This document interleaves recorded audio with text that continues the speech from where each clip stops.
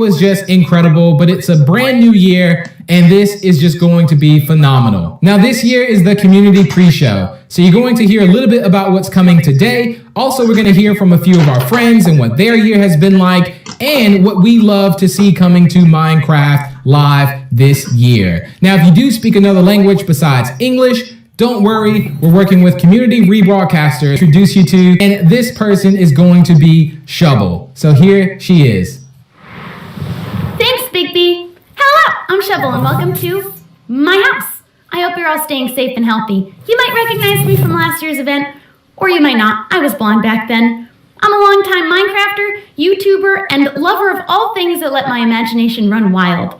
I'm also a known cat lover, and I would love to show you one of mine, but every cat owner knows you cannot tell them what to do. Anyway, we're going to start with the pre-show, where we're going to look at the last year in Minecraft. I've had my own exciting year in Minecraft. I was crowned a Minecraft champion, twice. And then later we're going to join some of the members of the community and some members of the Mojang team to see what's coming next. I'm most excited about the mob vote, but I heard there's something big being revealed right at the beginning. So don't go anywhere, I'll be here watching too to find out what it is. So grab a snack and some water, and let's get into it. Was that good? Did I do good? Should I have worn the crown? I tend to demand more respect when I'm wearing the crown. Hello everyone, I'm Mariel, also known as Marielitai. You may know me from a couple of Minecraft series that I participated in, like Harmony Hollow, Mariel Craft, and Gamecraft, just to name a few. But I'm also known in the community for my innate ability to break the game. Randomly, for no reason whatsoever, it just happens completely out of my control, completely out of my hands. I've had so many bugs and glitches happen to me that it's become this running joke on my channel, and it's hilarious. Now, this year has actually been a pretty exciting year. I was able to participate in one of the Minecraft championships, and I also made a ton of new friends playing Minecraft dungeons. That was pretty cool and awesome. But today, I'm here at the Minecraft Live community pre-show to talk to you all about something very exciting. The mob voting process.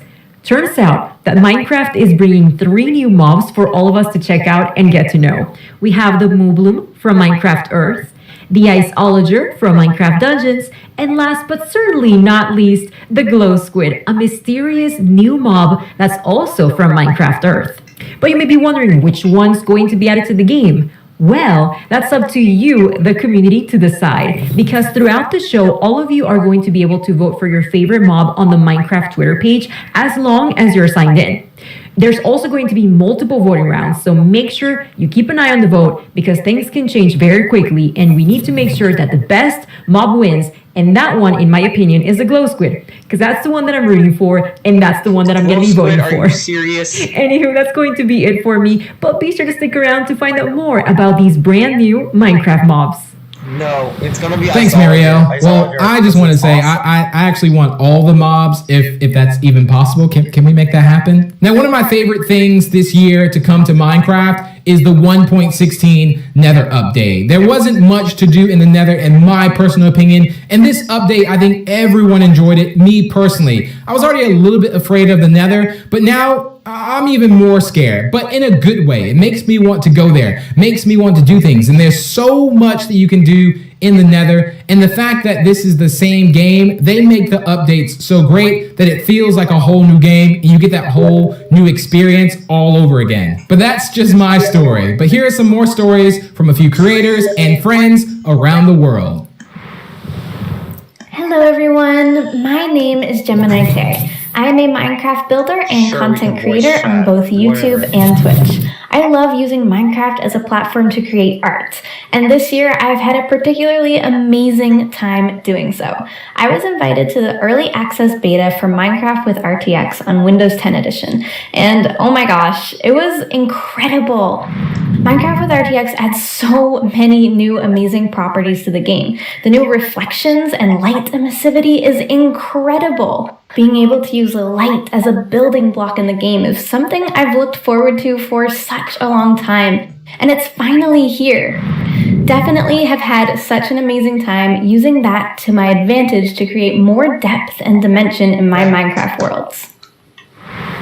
Fala galera, eu sou o Forever Play Games, crio conteúdo de Minecraft pro YouTube há mais de 8 anos e hoje eu vim aqui falar pra vocês as duas coisas que eu mais gostei do update do Nether. Então beleza, estou aqui no meu mundo onde eu jogo no modo sobrevivência, não uso o criativo pra nada. E como uma pessoa que joga muito Minecraft mesmo, uma das coisas que eu mais gostei do update do Nether foram os blocos novos. Então se você der uma olhada daqui, eu fiz um portal que vai pro meu Nether, utilizando os novos blocos. E cara, é sério, eu fiquei apaixonado nas possibilidades que a 1.16 trouxe pra gente no termo de criação, cara. Esse fogo azul e essa Blackstone são muito lindos e dá pra você fazer ambientes totalmente diferentes de antes. E passando pra nossa segunda coisa, nós chegamos nos novos biomas. E isso eu acho que foi uma coisa que a Mojang focou muito em tentar deixar o jogo mais vivo. E cara, pra quem joga Minecraft há muitos anos, é muito divertido olhar o Nether que a gente já conhece de uma forma tão diferente assim. Hey everyone, I'm Mac and Cheese Please, a Minecraft YouTube content creator and Twitch streamer. My favorite memory from Minecraft this year has got to be when we defeated the Ender Dragon for the very first time. I have never seen this fight before and had no idea what to expect. We spent hours and hours preparing and defeated the Ender Dragon our first try in about 15 minutes. It was so much fun. I cannot wait to see what Minecraft has in store for us this year.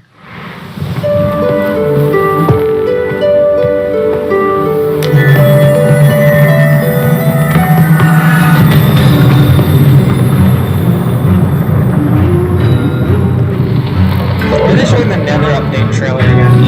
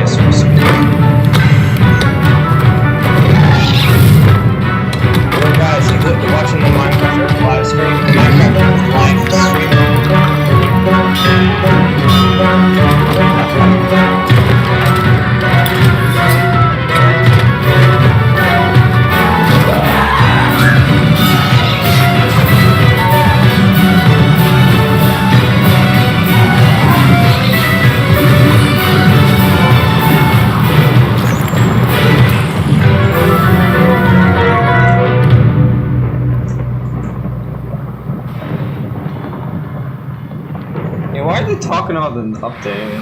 Hey Minecraft Live, I'm Nick Pickett. And I'm Alex Choi. And we built a one-to-one replica of the University of California, Berkeley with 200 of our fellow students, faculty, and alumni, and hosted a virtual graduation there.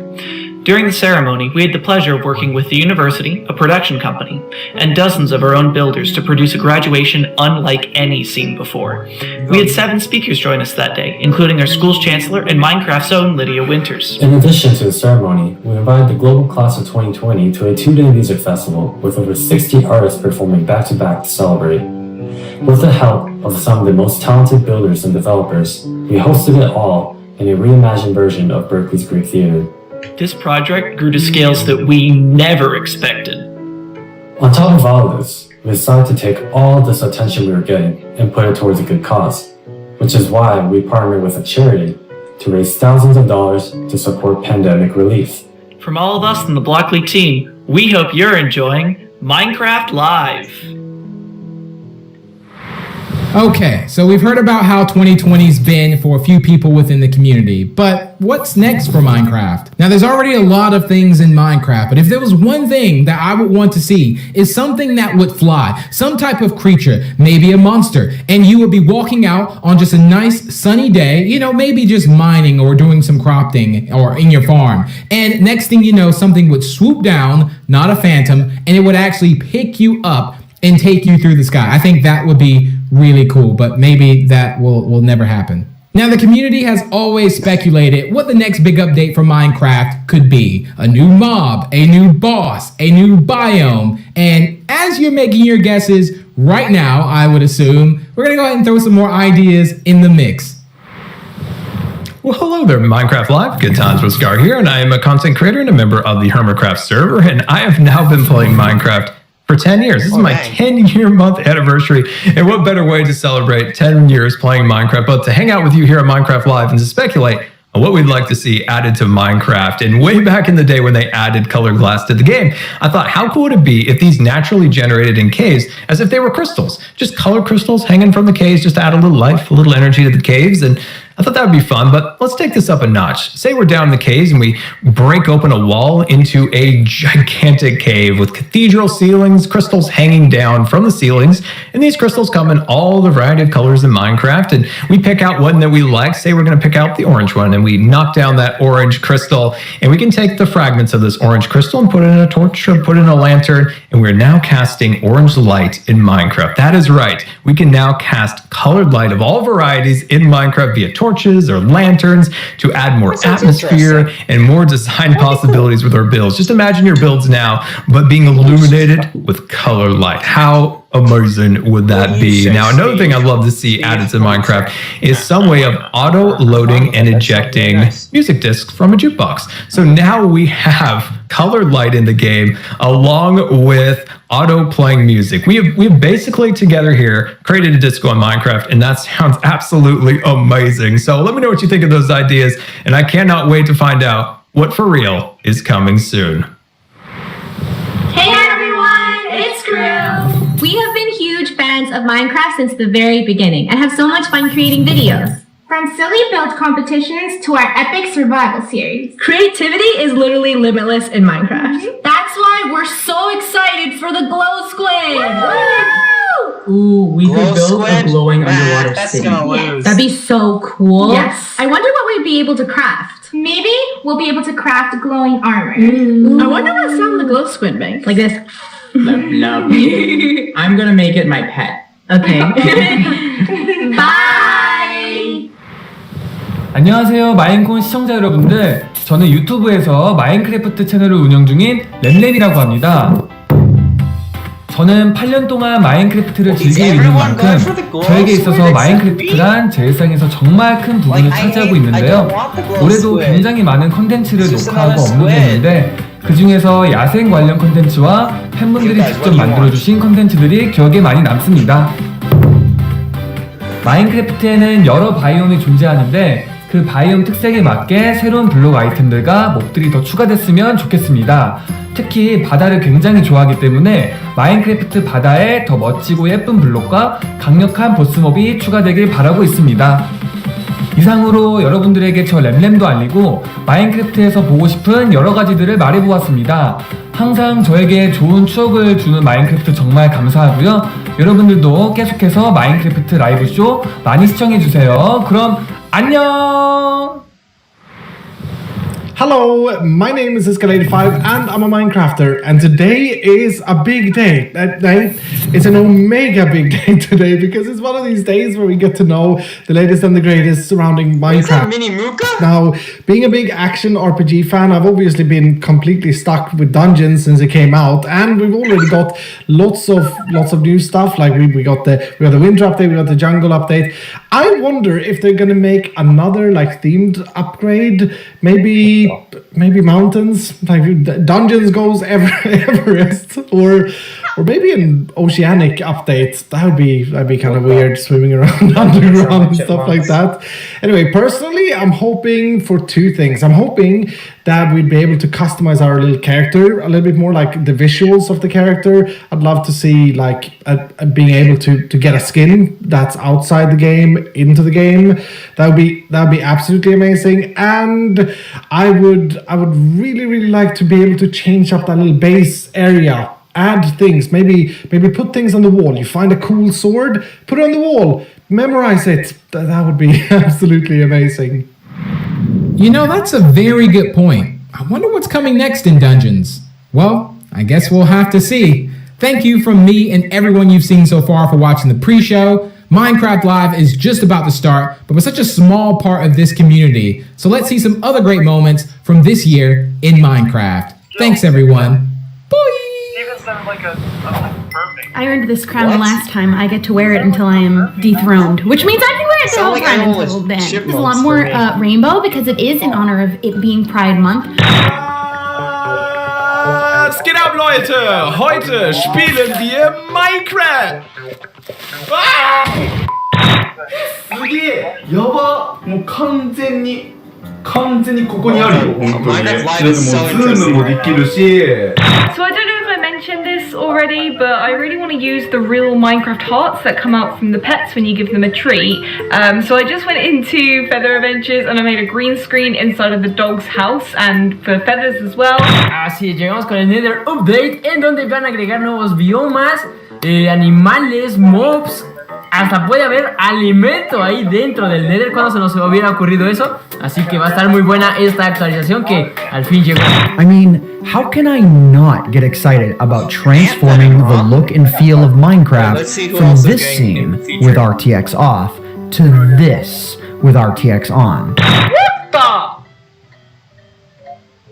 睡衣妹妹，思念的幻影。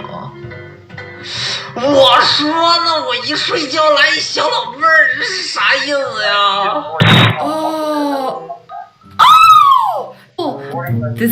？This is kind of blowing my mind.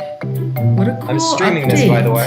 我乃齐天大圣孙悟空是也，身穿黄金锁子甲，头顶凤翅紫金冠。 脚踏藕丝步云驴。 We've added these new adventure crystals that allow you to experience adventure, discover them. 这个吃瓜亭呢也应，同时可以有 Sanity, yo, we stinging up in here. Check it out. I got a whole mess of powers. Y'all see them? It's bees. You can just keep spawning in all these bees. I'm literally just right-clicking constant. Now the bees that. 마인크래프트 던전스 굿즈.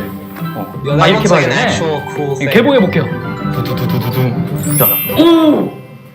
요! I found the mobs. I found them. I think you found them. Excuse me, I don't appreciate.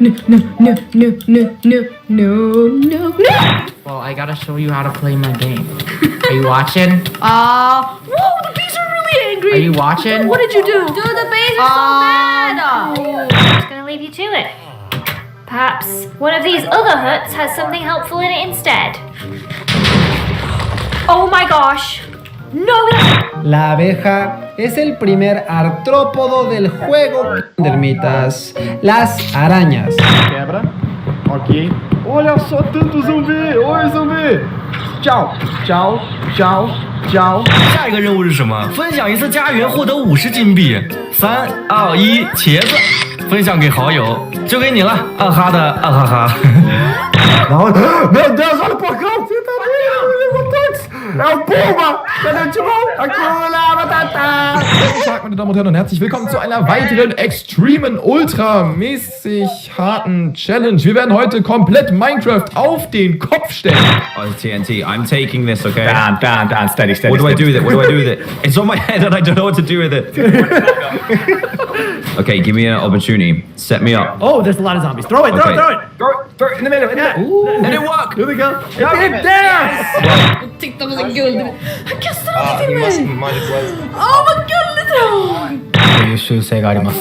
そしてね、毒針を刺した後まさかの死んでしまうこともあるんですね。ちょっと。Nej, den är glad. Okej. Och du är glad, och du är glad. Nu, titta! Ha ha ha ha! Fast då har jag också förstört en sån där, men... Figata ragazzi, è tutto nuovo. Oh mio Dio, hanno cambiato il Nether. Ci sarà tantissimo da esplorare, io non vedo l'ora. Il fuoco blu!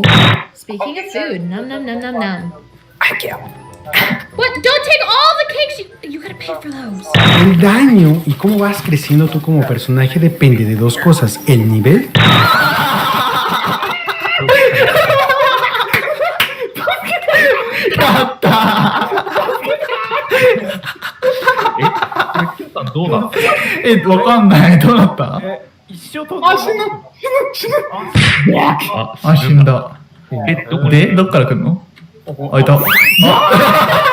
There they are. Look at them. Oh, they are so cute. And that, right there, ladies and gentlemen, is our first bee nest. Look at that. I love seeing like the haze. Mumbo jumbo. The light beams.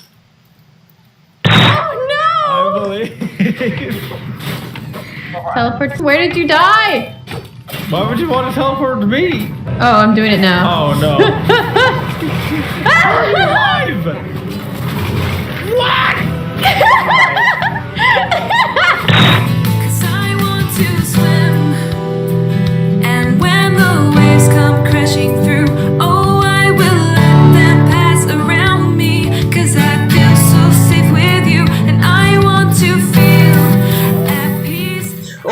Oh,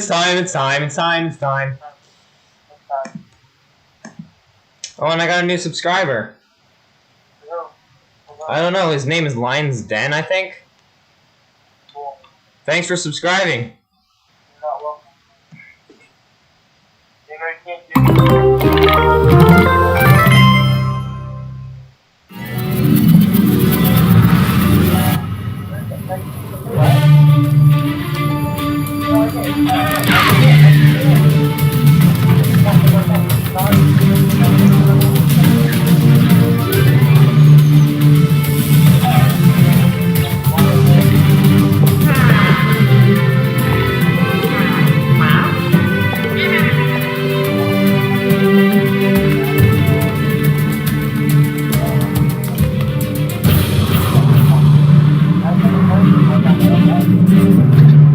Oh, there's an isolager in the distance.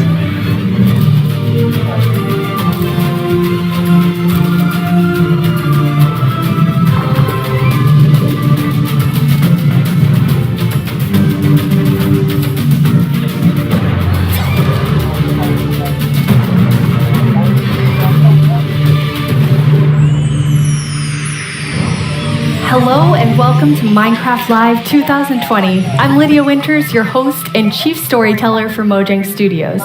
We're coming to you live from Stockholm, Sweden, the birthplace of Minecraft. Some of our amazing team members couldn't be here today, so we recorded the Minecraft Earth and Creator Tools segments in Redmond earlier this week. We are so thankful you're joining us.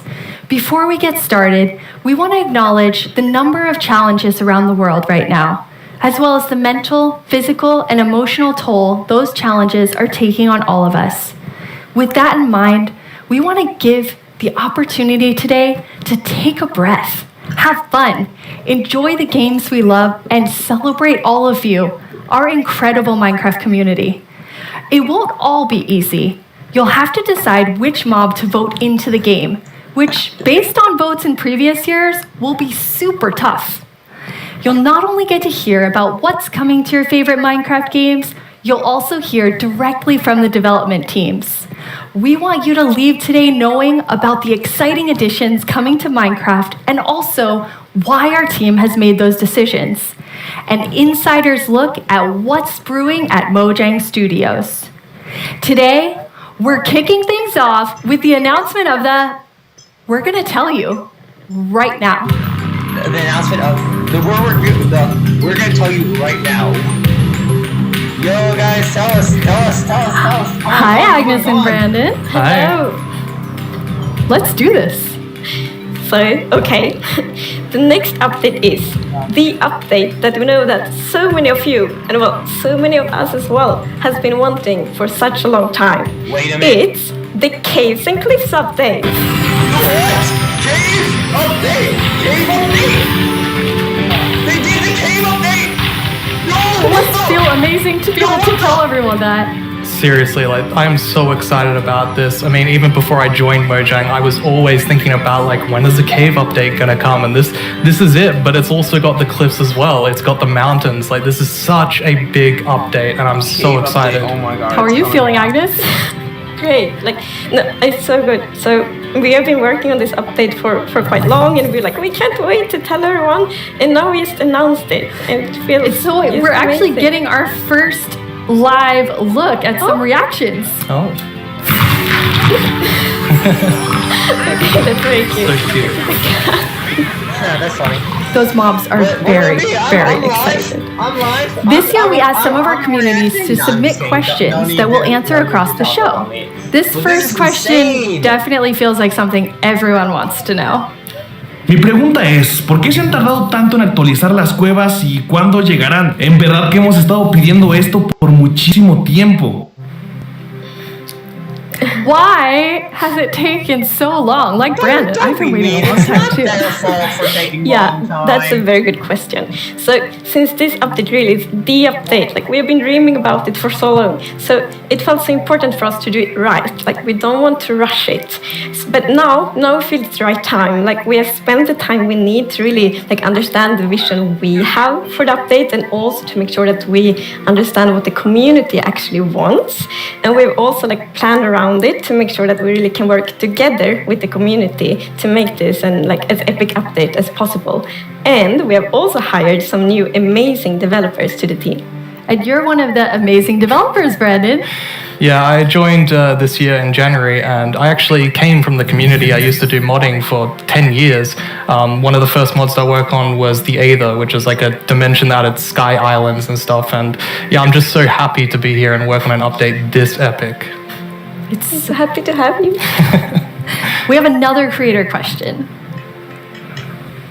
Hi, I'm the Pink Diamond Diva, and this is my question.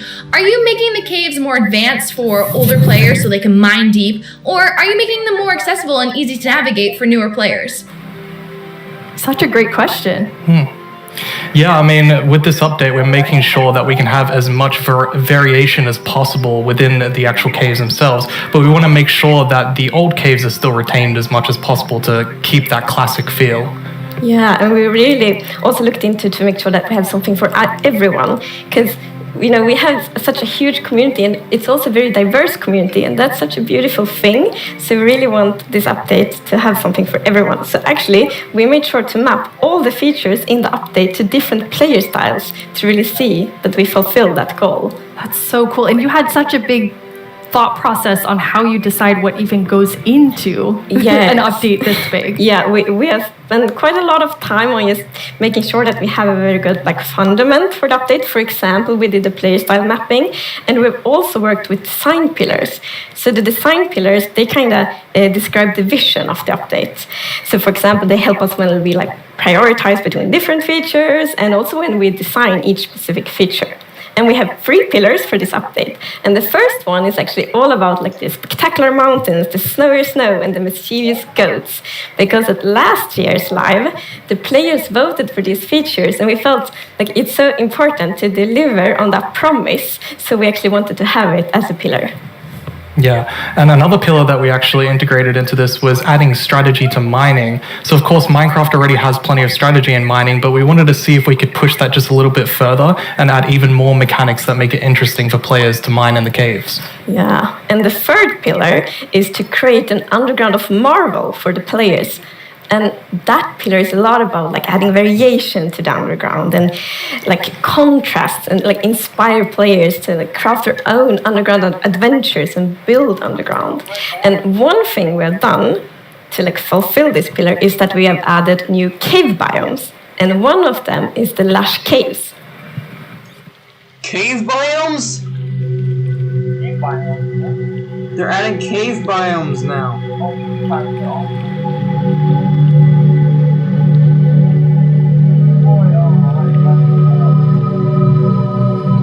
My Minecraft journeys aren't over in Brofus Land 6 rather, because it's Brofus Land 6 that I'm currently working on. I'm currently playing right now, just because you know it's fun.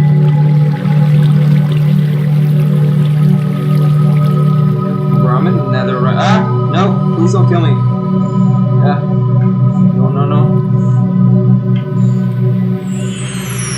It's so beautiful. It doesn't feel cave-like. Yeah, I mean, we wanted to make sure that, of course, in Minecraft, all the original caves, you know, they're pretty much the same. There's not much variation in terms of vegetation or different features inside of it. So for this, we wanted something which is a bit more like light and lush and actually has vegetation. And I mean, I think it looks amazing. It's gorgeous. What was the inspiration behind it? So we were thinking about, okay, so how should it feel when you are in a lush cave? And we wanted to be like, so you feel like very tiny inside like a big garden or big forest. So like when you look up, it's actually like vegetation above you, it's vegetation around you.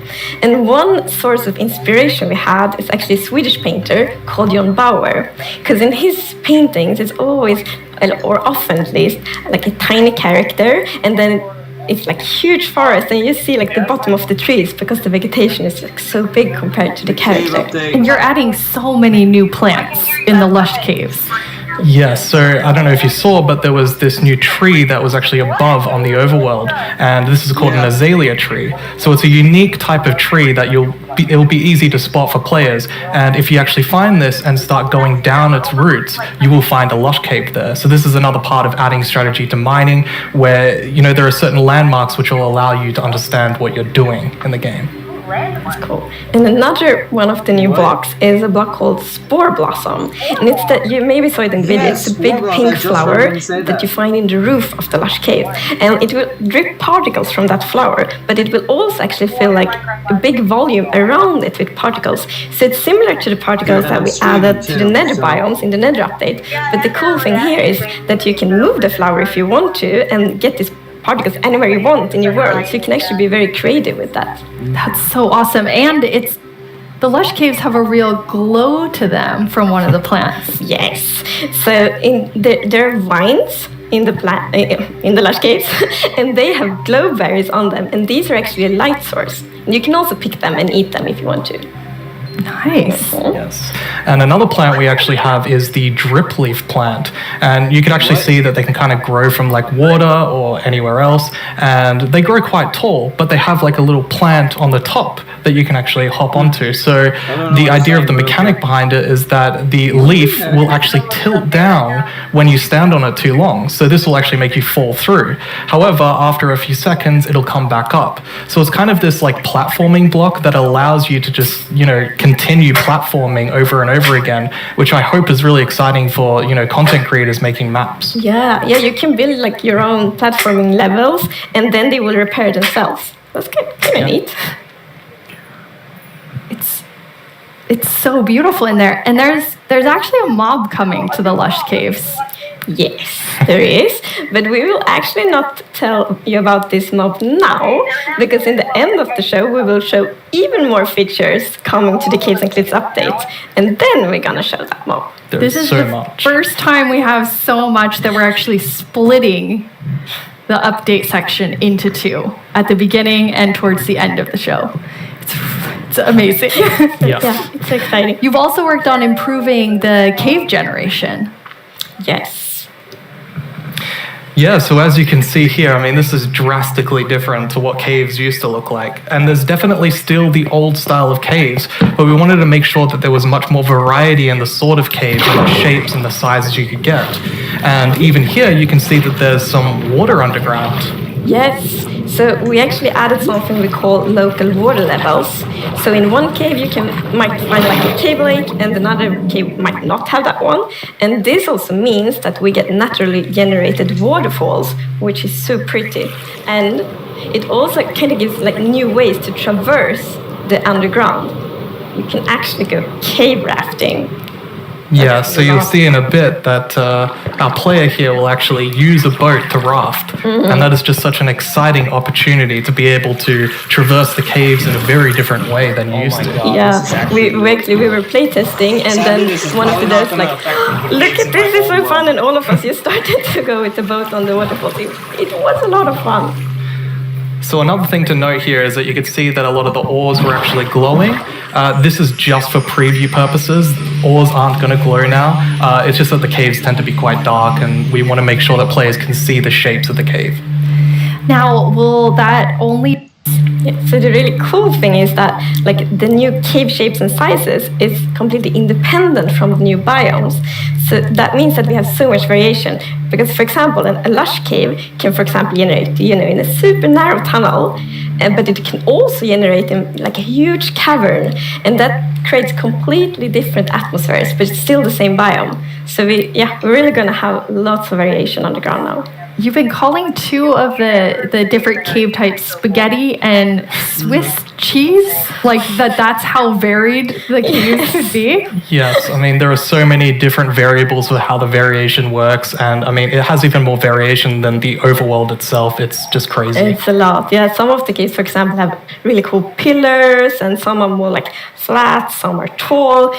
Lots of variation. Very nice. And you have another new cave biome to show us. Yes, so we have the Dripstone Caves biome. And whenever I think about the idea of a cave update, the image of stalagmites and stalactites comes into my head. But adding these are pretty difficult. You know, it's a very unique shape that Minecraft isn't really accustomed to. But I think the way that the artist put it into Minecraft works quite well. And of course, there's some mechanics surrounding this. So you can see that someone destroyed the block up the top, and so the dripstone fell down. And also, unfortunately for this zombie here, if you fall on these dripstones, you will get hurt. Poor zombie. There's another interesting mechanic in the dripstone caves. Yes, so maybe you saw in the video that, like, from the stalactites, you could see that it was like dripping water. So actually, if you put a cauldron under a stalactite, it will fill up with water. So it's renewable water. And how do you remember which is stalactites and stalagmites? Well, that's a very good question. It has been very tricky to remember that, but I think I learned. So we actually, it's hold on tight to stalactite. I was going to say the wrong one. So stalactite is in the roof and stalagmite is on the floor. Perfect. Yeah. We've been practicing that, all of us, for a long time. Like, and you have something really amazing in this update for sort of redstone engineers out there. Yes, so we've actually been thinking about this redstone block that lives in the deep dark, a new biome at the deepest depths of the world. We're not going to talk about this biome too much today, but we are going to show some of the blocks and maybe later a mob that comes from it. So if we look at the video, we can actually see that it's basically this growth, and this is called the Skulk blocks.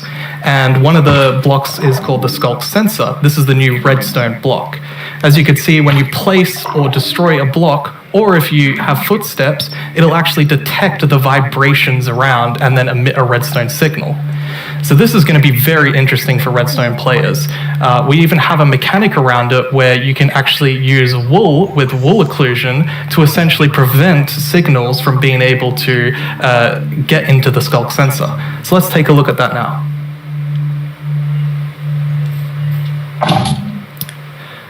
And as you can see here, I walked next to the Skulk Sensor, and it's actually kind of doing an infinite loop where the piston is causing a vibration, and then it's activating the Skulk Sensor and going over and over again.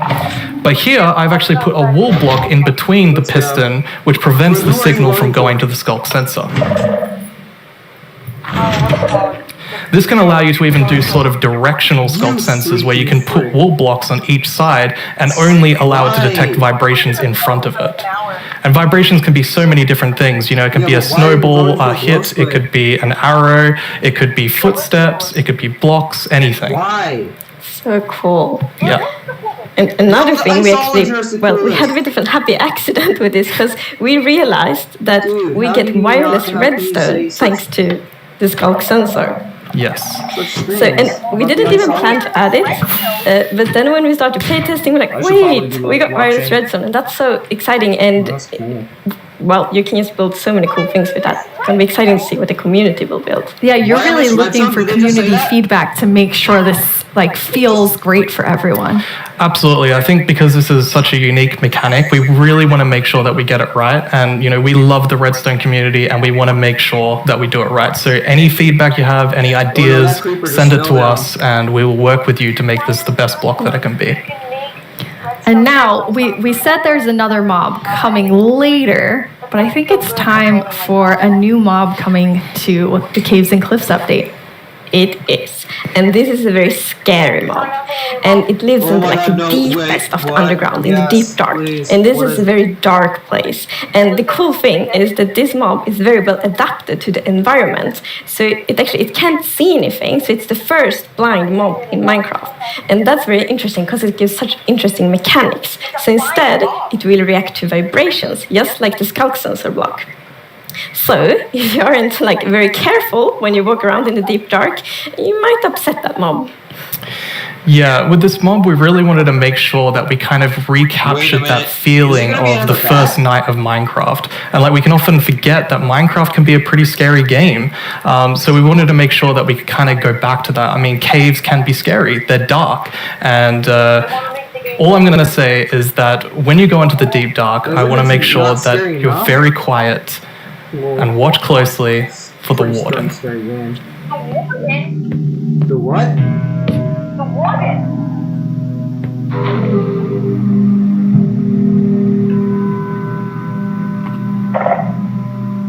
What?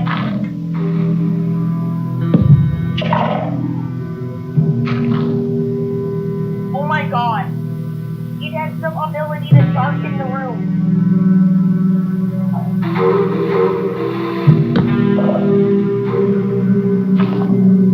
The more vibrations there are in the room, the more it triggers the warden. What is the warden? Which is the warden? This is like actually kind of. Where is it though? I don't see it. It's making the room lighter and darker. Imagine if they could do like a jump scare in the middle of the Minecraft level. It's like over the middle of Oh my god, look at it! It's huge! It's got the squid mouth! It's like a Mario Kart! Yes! It's like a giant bullet!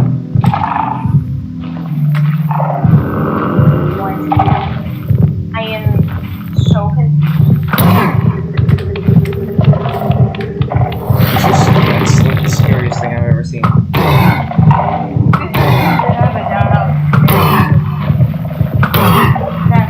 Oh, it's coming towards him! Use your nether sword! Oh my god, it does so much damage!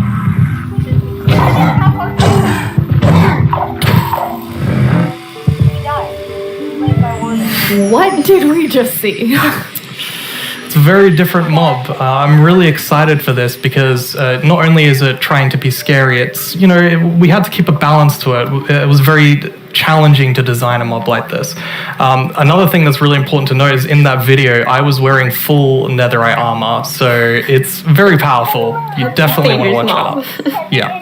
Which I think also is such an interesting gameplay, because if you want to, you can avoid it, but then you need to really be careful, sneak all the time to not make any kind of movement that it will detect. But that's a lot of fun, and it's feels scary, but in the good way. And you wanted to kind of take everyone back to that first night experience with the warden. Absolutely. I mean, I had such an amazing experience when I first played Minecraft. It was terrifying listening to zombies underneath my house and in the caves, and hopefully we can bring that back to players, but 10 years later. Yeah. But that will be just amazing, because you hear so many lovely first night stories. It's such a big thing, and I mean, I'm also very fond of my first night in Minecraft, so we hope to give that experience again. But you really balance sort of the look of it. It's it's almost cute, but also really, really terrifying. How did you decide? We actually worked a lot on how does scariness look in Minecraft? Because we wanted to be very scary, and we didn't want to take away from the scariness. But we felt, let's add some derpiness to it. So it's like a mix. So for example, we added the mouth. I love the mouth. And some actually reacted oh, it's so cute, which I think it's more scary, but I think we find the perfect balance. Yeah, absolutely. It really has character. Yes, definitely. Well, you've been sitting up here. You just announced an update that everyone has been waiting for, and we actually have some tweets that have come in. Oh, that's awesome. Okay, that's amazing to see. So much excitement. Oh, even more tweets. So, it's lovely. I'm not gonna go freaking out. We really developed this game together with the community, and now to see that people are so happy, that feels so good. Yeah, honestly, it's such a privilege to work on a game like this and an update like this, and we just love this game, and we want to make the best update that we can for everyone. Yeah. Thank you so much, Agnes and Brandon. That was a lot of amazing new things. Don't forget that we have another segment full of even more cave updates later on in the show. Now let's head over to our Minecraft Live correspondent, Vubui. I hear he has a first look at something you all voted into the game last year.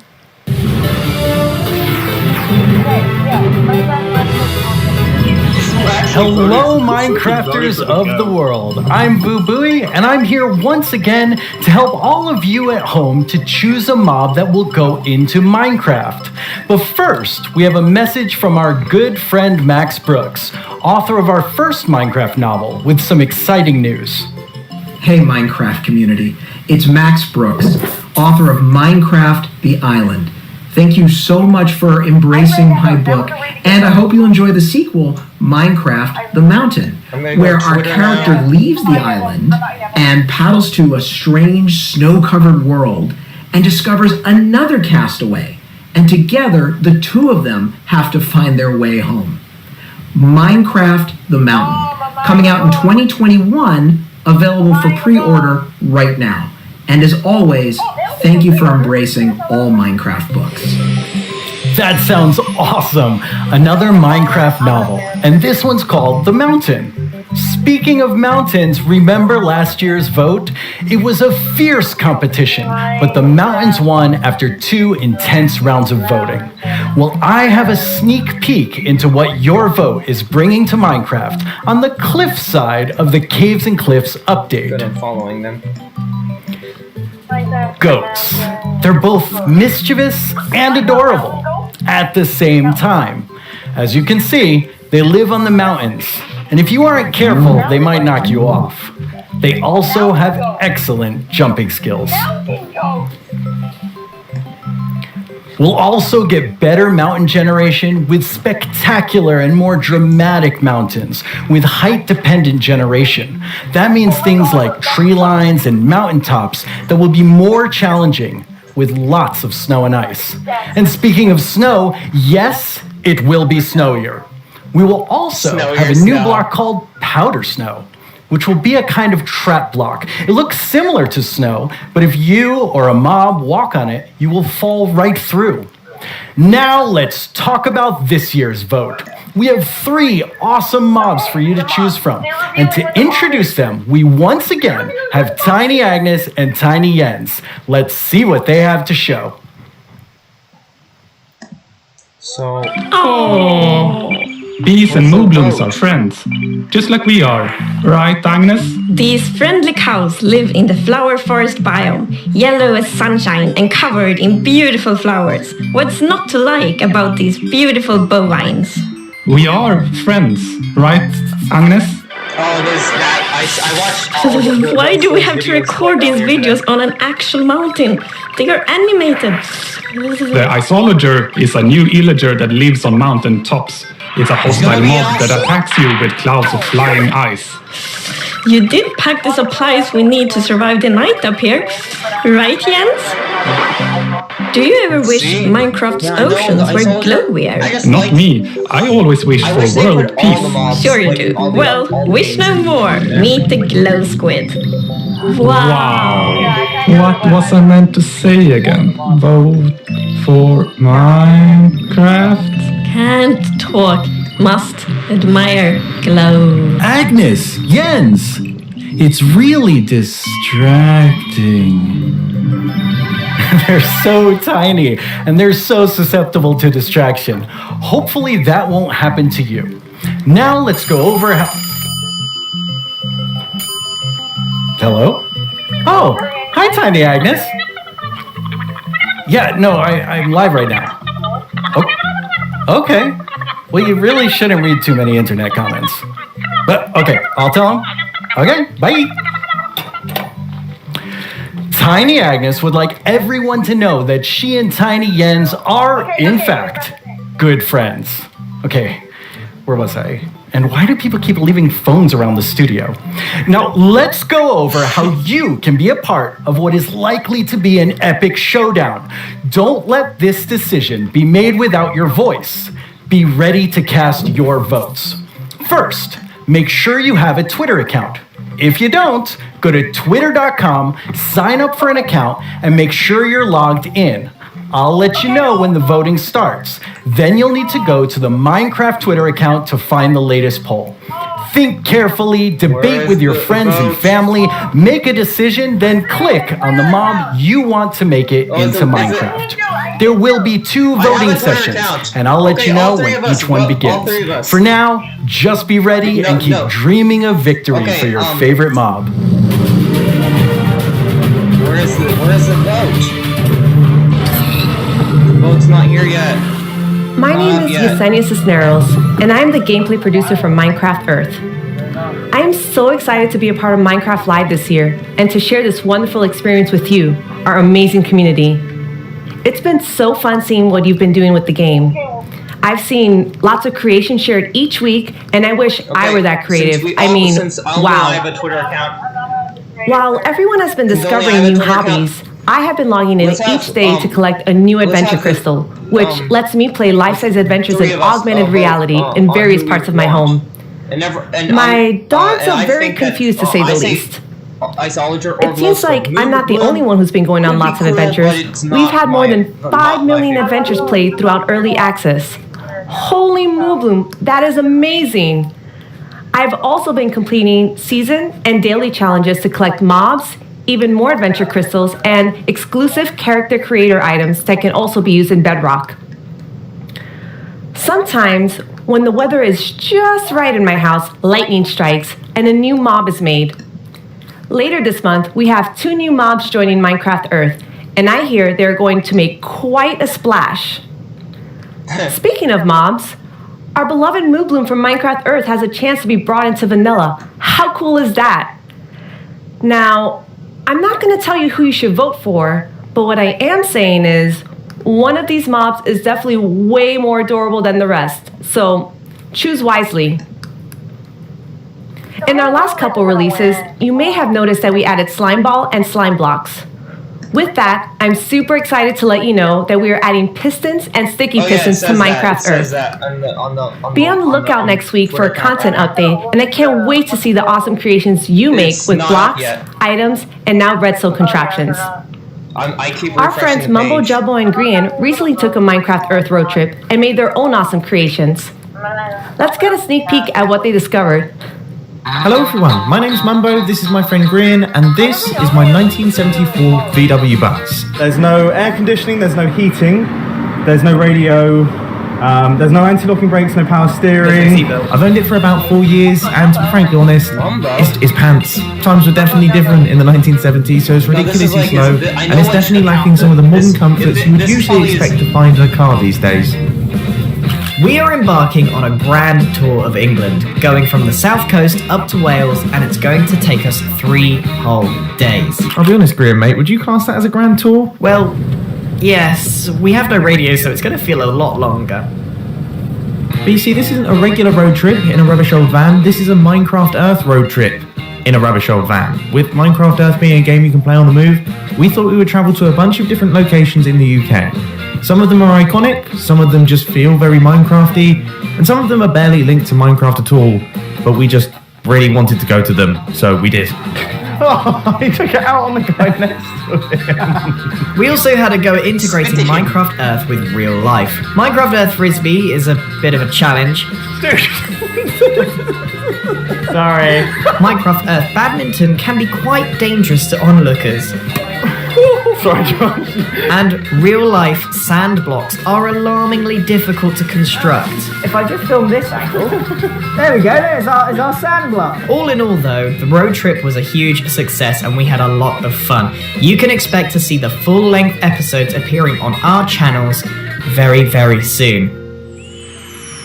Wow, it looks like Mumbo Jumbo and Grian had quite the Minecraft Earth adventures. I did not know you At Mojang Studios, we've also been making more original content than ever before on our Minecraft YouTube channel. Our goal is to create shows that give you inside knowledge directly from our team. We're even giving away all of our secrets in a new series called How We Make Minecraft, which honestly feels sort of risky. I think it said- and guess what? unless We have that's like- lots more awesome Minecraft content Yes, on the it's way. 4 minutes ago. Here's a look at what shows you'll find on our channel. Why are you posting videos during Minecraft Live? Here's 10 things you didn't know. Yo to the yo-yo. My name is Jens, I'm here. Wait, no! Stop!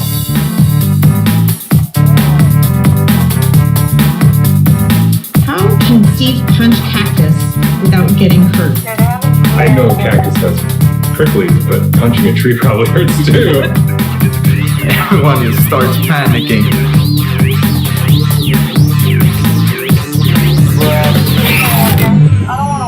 Please like and subscribe. I've always wanted to say that. But really, you should. It's good stuff. In 2017, you voted for the terror that is the Phantom, and I personally have not forgiven you for that. In 2018, the Taiga won your vote with fantastic foxes. Last year, it was the mountains with our soon-to-be friends, the goats. What will you, the Minecraft community, do this year? Let's review our choices once more. I was inspired by some of the amazing handcrafted things I've seen made by our community over the years. So I decided to make my own versions of our 3 mob choices. Hi, babies. For illustrative purposes. I think I did a pretty great job. Took me 3 months each. Anyway, all the way from Minecraft Dungeons, we have the Iceologer. They make clouds of ice that smash down whenever they are attacking. Not quite as chill as they look. From Minecraft Earth, we have the adorable Moo Bloom. I hear they may come with a new flower, the Buttercup, and I'm pretty sure they'll be best pals with bees. Also from Minecraft Earth, the Glow Squid. As the tiny trio will surely attest, they sure are distracting to look at. The first voting poll is now live on the Minecraft Twitter account.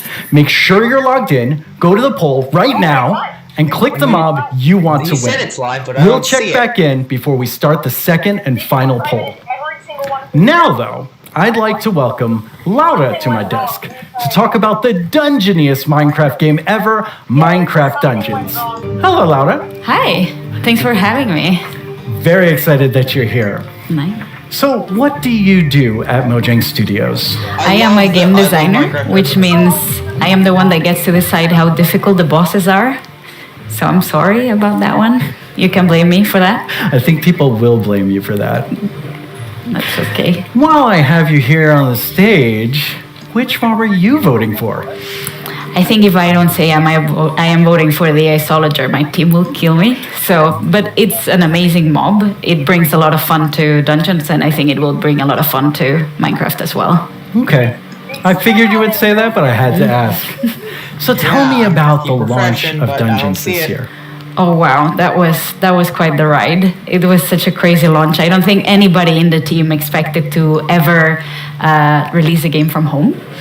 So we were all sitting in this like massive Teams call and like sharing streams with each other and sharing videos and comments from players, and it was very good. It was fun in a different way. What would you say was your favorite thing from the release? I think it was how people came together to play the game. It was very fun to see parents like show their children dungeon crawlers and children show their parents Minecraft. I don't know, it was very nice to see everyone just sit together and play and enjoy. That sounds wonderful. Yes. Well, let's take a look at what the community has done with what's come out so far. Yeah. Cannot actually believe that we like got close to the end and it was like, nope. Well, time to be blown up by more creepers. They absolutely hate you, there's creepers. Oh yeah, Tom, you're welcome to join actually. あ、待って待って、結構減った、結構減った。最後殴りに行っていい？お前、おら！お前、おら！ So the Village Merchant, a really cool merchant, simple, straightforward items, and definitely a nice addition to the game, a good replacement for the Wandering Trader. Now let's go check in with our friend the Blacksmith here. This is definitely something that I'm looking forward to because this is one of the coolest things that has possibly come to the game.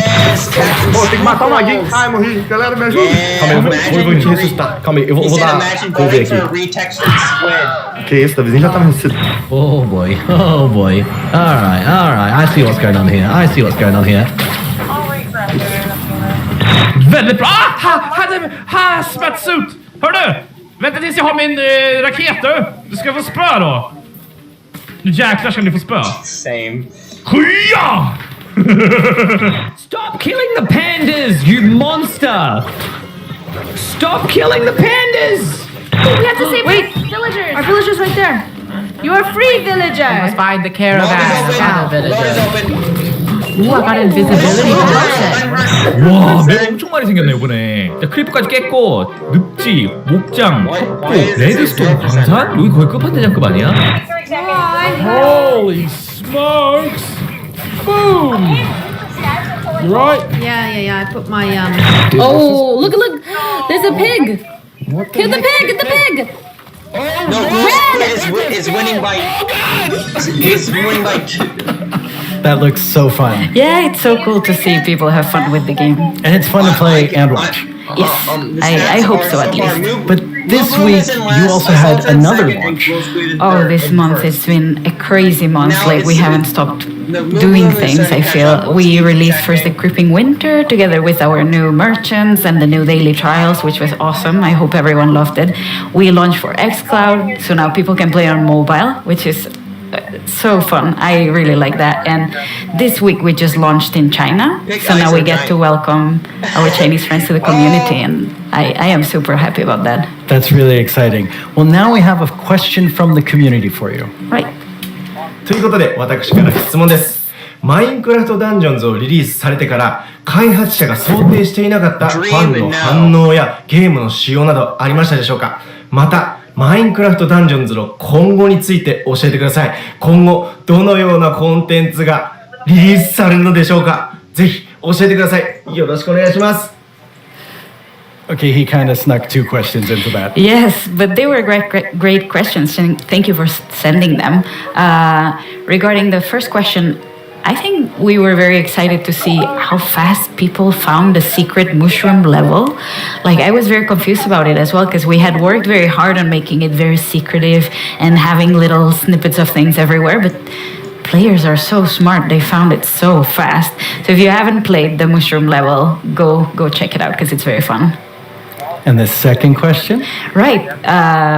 So that's what we are here to talk about today. We're going to talk about our upcoming DLC that we prepared with our friends at Double 11, and that's called the Howling Peaks. So we're going to the mountains with dungeons as well. That's awesome. Yeah. Why don't we take a look at some live gameplay?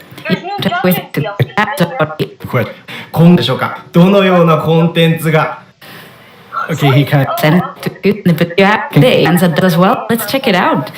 Let's check it as well.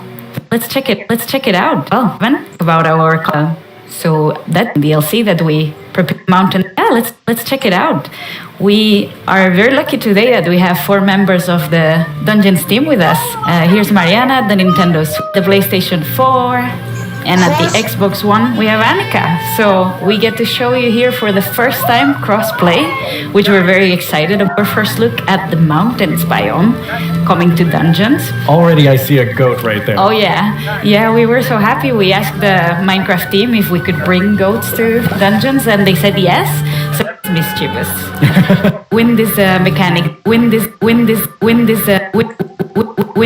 mechanic that we're gonna explore a lot in the mountains missions. I need it. The players will be both challenged by it and will be able to use it. So the wind will push the player, so you need to be a bit careful, but at the same time you'll be able to use it to solve puzzles, push items, and open doors and stuff like that. So yeah. That's awesome. What is this? Right, so yeah, our mountains biomes are so tall that the player will need to find new ways to traverse the levels. So that's a mountain bit, and there's gonna be full of like these little contraptions all around. That seems like a really fun new mechanic. Yes. Yeah, the goats are all around, and you need to be careful with them. Yeah, I saw them attack. Yes, they're really gonna push you out of the edge if you're not too careful. So leave the goats alone. Yes, leave the goats alone. That's very important.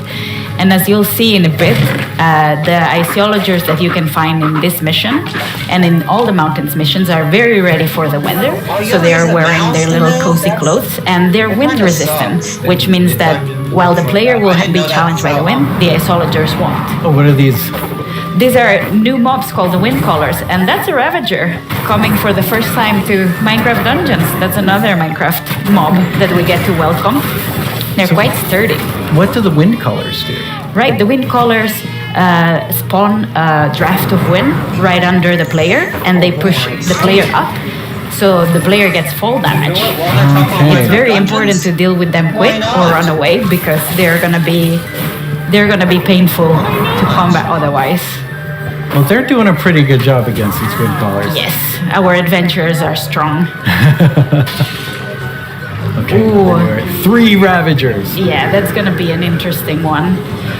But so far, I can see that all the consoles are working very neatly together. We're super happy about that. It's been progressing very nicely, and we hope everyone can soon play together. Oh, that was an isologer. I wanted to say, like, that's my favorite mob, but you know, it went too fast. Stay around too long. Yes. All right, we're leading up to this big Ravager battle. Yes. But I think we can let our adventurers deal with the Ravagers. Not very well. No. Yeah. So, with all of this, you also have a new game mode coming.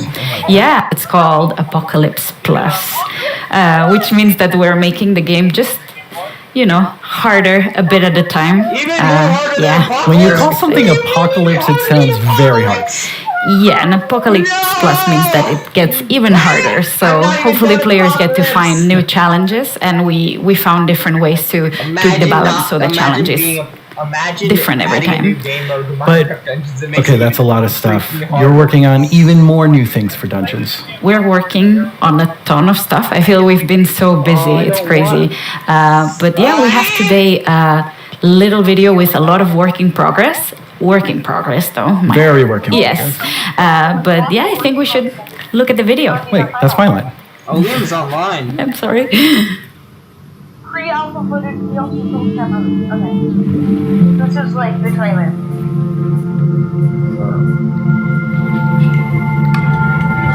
Oh, so it's solving an actual puzzle by using the wind. Oh. It's like a volcano? Wait, this is the Nether! This is the Nether! No! That's insane! The Nether? What's in the Nether, Underwater! Underwater! Oh my god! Stop! Watch this presentation! What take in at once! Don't tell me you're... The freaking end now! The end is city too! Oh my god! Oh my god! No, stop.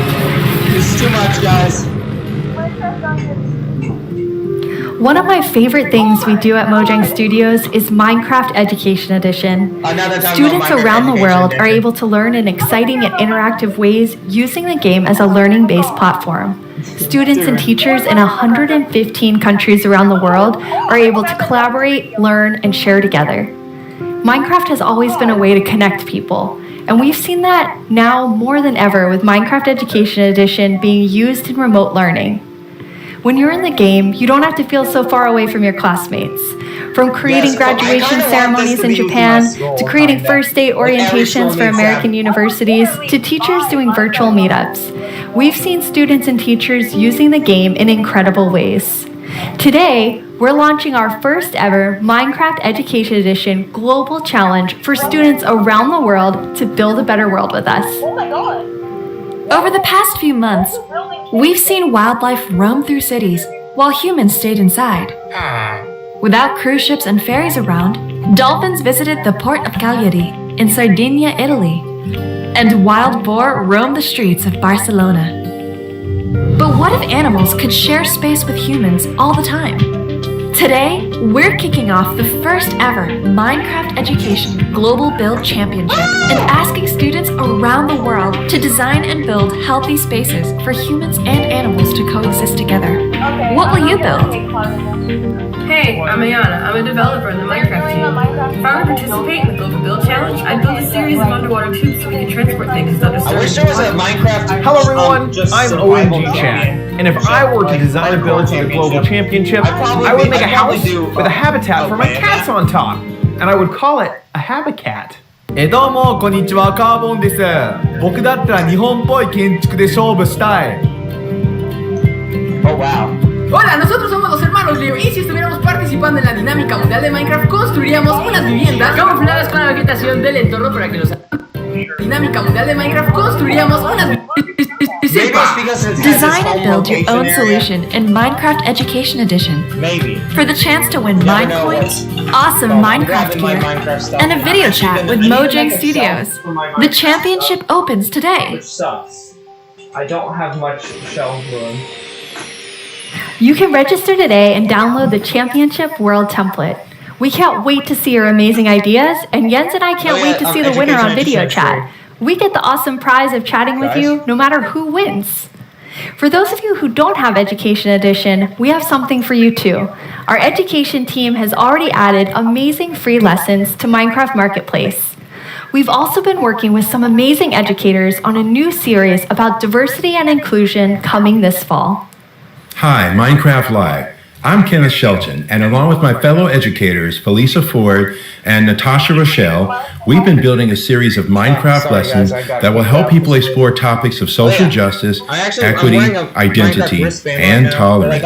The first of these lessons is called Good Trouble, and it's based on the life and philosophy of Congressman and civil rights activist John Lewis. The additional lessons continue teaching about social justice from across the world and through time, from Black Lives Matter to Malala's quest in Pakistan to achieve equal education for girls, to the civil rights movement of 1960s America, to the women's suffragette movement, and more. We can't wait to share these important lessons with the Minecraft community. I'm looking forward to playing through the Good Trouble lessons myself. Together with the Minecraft Global Foundation, Equal Justice Initiative, and the NAACP Legal Defense Fund, we're proud to continue supporting organizations that fight for equity and equality in the world by making an additional donation today to the NAACP Legal Defense Fund. This brings our 2020 contributions to over $2 million.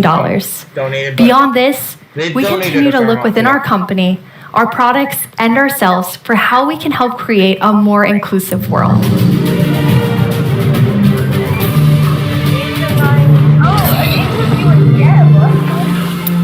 Now it's time for a brand new segment of our show. You may have missed our next guest during the Minecraft update segment, but not to worry. You're about to get some dedicated time with the one and only Jeb. Hello. Hello. Thank you very much. It was very different not having you in the Minecraft update section. Yes, it's a little bit different this year since we always want the ones that are actually working on the features of the games to be the ones to get to talk about them, because we feel that it gets more genuine in that way. So what are you working on then? Yeah, that's a good question. No, of course, I still spend a lot of time with Vanilla and Agnes and the team, but I now work with all our products, all our games, and like the board games, and try to support our developers and designers to capture the Minecraft feeling and make them fit together. But honestly, everyone's so talented, so it's actually quite an easy job. But to help everyone, both in Stockholm and in Redmond, I wrote a book, a Minecraft game design book. Are you trying to sell that to everyone in the audience watching? No, this is only for Mojang Studios employees. It contains a lot of secrets. But it was helpful when the team grew to kind of explain my thoughts and ideas about Minecraft. And for vanilla particular, there are some guiding principles that are going to help us continue updating the game for many years to come. But you did decide to share some today, so people can kind of see what's in the Jeb game design book. Absolutely. So one of these guiding principles is, it maybe sounds obvious, but that is, it's always one block at a time. You place one block, you remove one block, you pull one lever, and you trigger one TNT, and of course that causes a big explosion. But at the core, the interaction is always one block at a time. And it's not only important for the way you play the game, but it's also if you're playing together with someone, let's say you're building a house or something, then I will be able to observe what you're doing and quickly understand where you're going, and then I can help you, and every block counts. If you would just copy paste or make templates and such, then it would be a little bit harder to collaborate. And also Minecraft is a lot about the journey to create your massive castle or whatever. But so it's important to we retain that feeling. And you have another principle, but it applies pretty directly to a community question that we have. 你会加入更多天气或者自然灾害到我的世界中吗？像是暴风雪或者是大雾天气。what the？ 我的世界的中国玩家，大家好，感谢你的提问。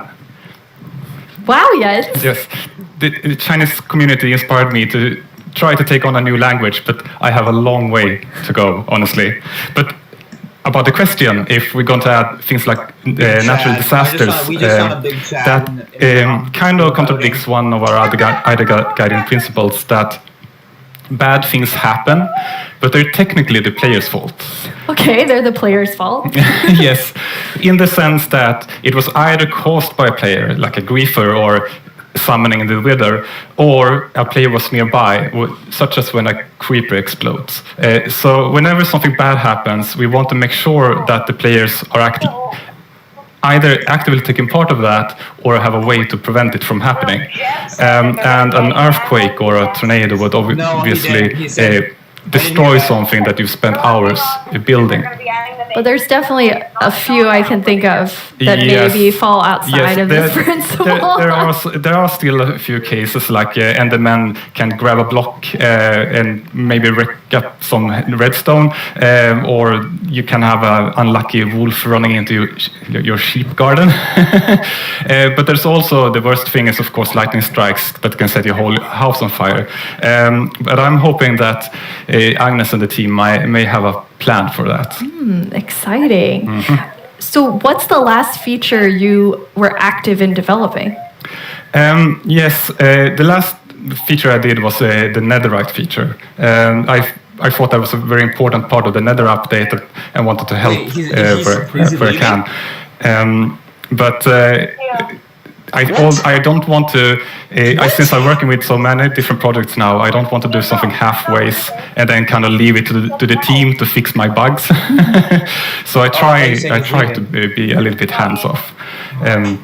But recently I've, of course, also been working a little bit on making combat test snapshots. That leads us to another community question. Hey, I'm Dan CDM, and I would love to know what kind of combat mechanic changes are being made to Minecraft Java Edition. Yes, that's an excellent question.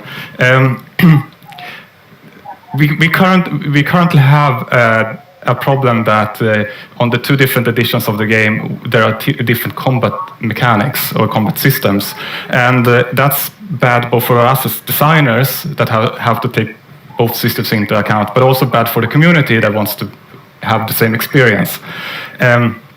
So the main objective is to reach parity.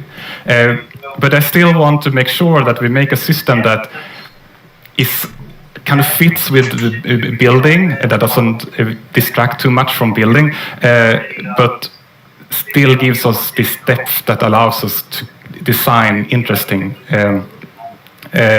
behaviors. also, I want to make sure that it works both good in both player versus environment. That means adventuring and players versus player. And I want to make sure that it feels good playing both with mouse and keyboard. And when you're on a controller, you don't get tired by frequently pressing the trigger. And we also want to improve touch, like the touch experience. So it's a lot to do. But you said you weren't working on feature development. But you true. are working on combat? Yes, I mean, of course, it's a little bit hard to keep your hand out of the feature cookie jar. But it's $5. In this case, I also felt that this was an area where I could help the team, so they could focus on doing the content updates. But at some point in the future, I will, of course, dump this on the team. Okay, so exactly what you said you don't want to do. Yes, and they will have to carry it over the finish line. Yes. Nice.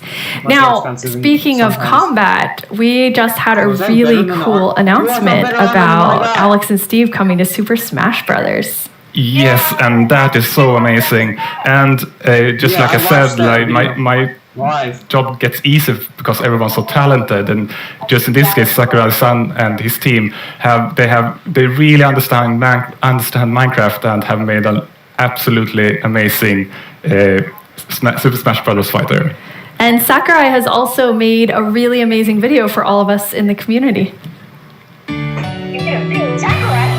マインクラフトライブをご覧の皆さん、こんにちは。大乱闘スマッシュブラザーズディレクター、空の桜井正宏です。スマブラにマインクラフトのダウンロードコンテンツが導入されます。スティーブやアレックスが参戦することが決定し、マインクラフトライブ前に特別放送をお届けしたのですが、見ていただけたでしょうか。もしまだの方はぜひご覧ください。スマブラであることを忘れるぐらい、マインクラフトのスピンオフとしても相当にすごい踏み込んだ表現を行っています。発売までもう少しだけお時間いただきます。スティーブがマリオと戦う、アレックスがピカチュウと戦う、ゾンビやエンダーマンをアクションゲームで操作できる、リンクやカービィやソニックやロックマンやクラウドやビューなど有名キャラクターとの共演が楽しめます。そして私も、マインクラフトファンの一人です。マインクラフトライブでの、発表を楽しみにしています。それでは。That was a really big secret to keep. Yes, and it was a really hard secret to keep even in the studio because it was super secret. But it has been so much fun to work on. Yeah, it's amazing to see the community reaction. Yes. Okay, so we're going to switch gears here. You have a sort of famous saying within the office, which is the world would be a better place if everyone played Minecraft. And why do you think that? Yeah, I suppose the quote has kind of gotten a life of its own. It definitely has. But yes, I think Minecraft unleashes people's creativity and helps them collaborate, but also teaches them things like geometry, languages, and maths. So yes, I do think that the world would be a better place if everyone played Minecraft. But I know that you also are very engaged in building a better world. You're interviewing me now, Jens. Thanks. I mean, I think I feel so privileged to work on Minecraft because of all the amazing things that people do with it, from Education Edition, and something I'm extremely passionate about is Block by Block, which is our partnership with UN Habitat, and it's really helping people reimagine their public space and then have it built.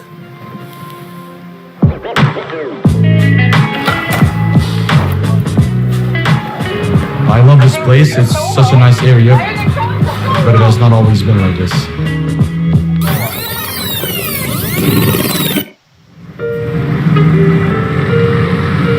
Well, before the area felt very cold and unsafe.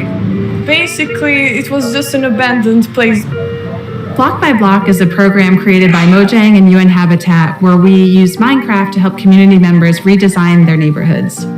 Kosovo has been impacted by years of conflict, and in those situations, we often see communities divided and public spaces neglected.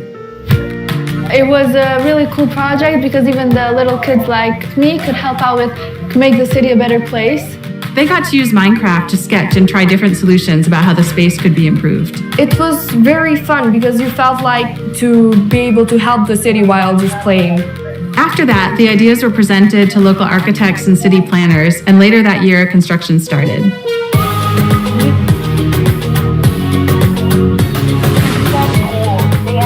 It's been 5 years since we participated in the program, and the street since then has become more developed and is now more frequented than before. It seemed kind of unbelievable that this was made with Minecraft. So seeing my own idea as a kid, changing a whole area in my city, it was very special to me. It's unbelievable that we were able to make reality what was once only an idea in our computer screen. Finally, decision makers have changed their perspective because maybe they realize that we can make a change. In a democracy, you want the people who live in that community to be asked about what's going to happen in that community. So this is a perfect example. The community was asked, the community decided, the community designed, and the community is using it. I'm probably going to be like really happy and be like, hey friends, I made this. I walk here almost every day, and every time I see it and I see a lot of people spending time here, it's a very gratifying feeling. I just hope it will become real as soon as possible. So the reaction of the community was great, and to me it was a great feeling which I'll never forget. I came up with a skate park idea and some trees surrounding the park. It is possible to change the world and make your dreams come true.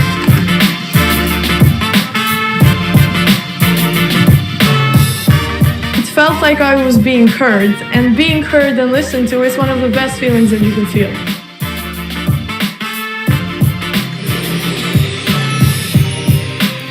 I actually was able to go to Kosovo at the start of that project, and it's just amazing to see the transformation using Minecraft. Yeah, it's amazing. Jens, you must have seen a lot of amazing things because you're about to hit your 10-year anniversary at Mojang Studios in like 2 or 3 months. Yes, it's true. Yeah, it has been an amazing journey these 10 years, and I have had so much fun working on Minecraft. But of course, I'm also a Minecraft player, and we're all like with the community. And in the end, it's really the players and the community that gives everything its purpose. Yeah, absolutely. And from myself as part of the community, I just want to say, like, thank you for the 10 years and all that you've done for Minecraft. It's made a huge difference in my life, and I think many people watching right now. Thank you. Thank you so much, Jens. Last year at Live, we announced the Nether update. Maybe since then you've been wondering about what it would be like to attend a Nether ballet. Wonder no more. Our friends at Element Animation will dance us through all the new Nether features.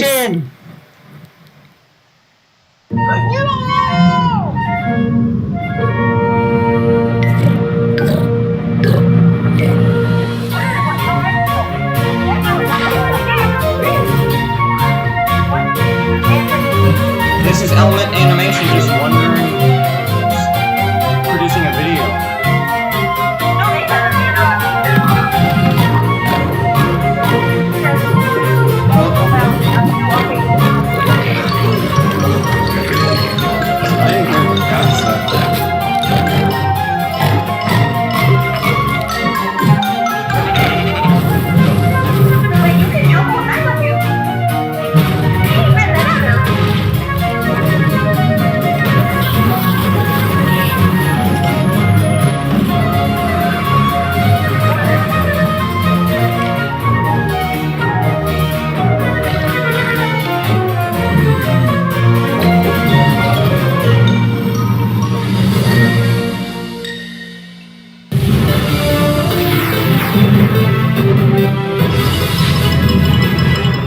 The results of the first round of voting are in. The round which determined which mob's dreams would be dashed, with no hope of making it into the final round. Oh yeah, there's 2 And rounds. it was intense. But sadly, let's all say a fond farewell to the poor Moo Bloom. Then forget it ever existed, because it's time to vote again. We are now down to the Isolager and the Glow Squid, and in the first round, they were quite close. I'm quite interested to see where the voters of the Moobloom will go. If you missed the first round of voting, make sure you get in on this one. It determines which one of these two makes it into Minecraft. I know who I'll be voting for. The final voting poll is live now. This is your chance to have a say in what goes into Minecraft. So don't leave yourself out, log into Twitter, and go vote. Yeah, that is true. I'm really excited. Hello, I'm Quinn, head of the Marketplace Partner Program, and I'm joined by two of my favorite people. How about you guys introduce yourselves? Hi, I'm Fanny. I'm a developer on the Creator Systems team, and what we do is create tools for our creator community. And some of them are very visible, and we're going to talk about them later. Some others are more behind the scenes and that help our creators make content that is more efficient and reliable, like the schedule command that is coming out soon. Yep. I'm Jason. I'm a developer in the engine team, and we've been responsible for a lot of the modding type capabilities that have come to Bedrock over the last couple of years. That's super cool. So your teams help make creator tools for all of our incredible marketplace partners all around the world to help make content for you.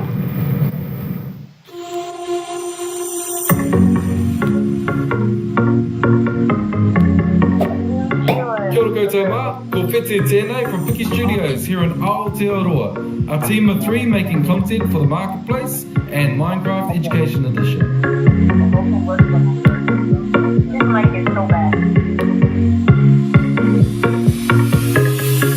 I'm Beanie from Zombini, and I run a small studio based in California. We create lots of marketplace content, and I've been making tutorials for the last 7 years to teach others how to make their own Minecraft skins.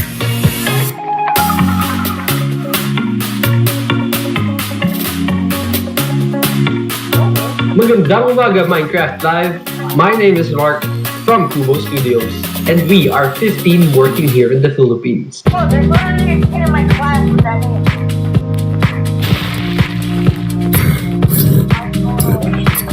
Hi, I'm Tian from Evergreen Games, and we are 38 people working here in England.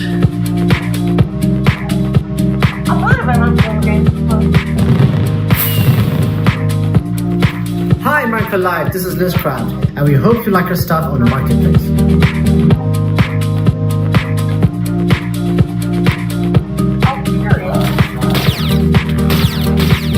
Hey everyone, I cannot believe I'm part of Minecraft Live this year. My name is Yasser, aka StarTMA from MC Texels, and we are super excited about the new updates.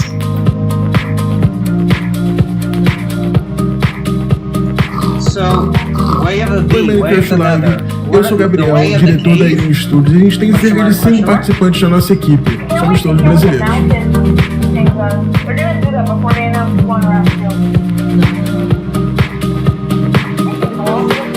I'm Vicky, also known as Geeky Pixels from Nether Pixel Studios, and I get to spend my days making content and working with awesome people.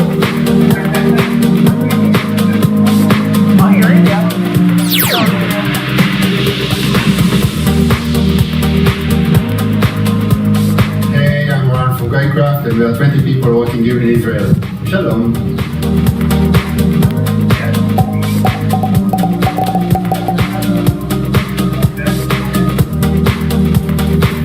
And the best part is all these features can be used by all creators. So what do you have to show us today? Yeah, so for the last couple of years, we've been doing a lot of work with the entities in the game. So this time, we've doubled down and gotten it so that we focused on items and blocks. So as part of that, I made a custom crop to kind of show off a lot of the capabilities. So over the summer, everyone at Mojang Studios was given tomato seeds to try and grow a tomato plant at home. So I thought that was kind of perfect inspiration to go make a crop. So you can interact and place the seeds, use the crops. See, they're kind of growing. We got a couple of them getting to the flower stage. Got a few now that I can actually go pick. So in this case, I've made them work like the sweet berry bush, where you can just right-click on them.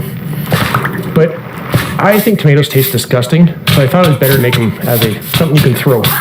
So Conan and I had some fun. We were throwing them around. It's harmless, or sort of harmless. Yeah, totally harmless. Yeah. Not being the lava. It was mostly by accident. But tomatoes will actually rot on the vine as well, and if they rot for too long, you get a little rotten tomato monster that can spawn from it. So I gotta fight him off here.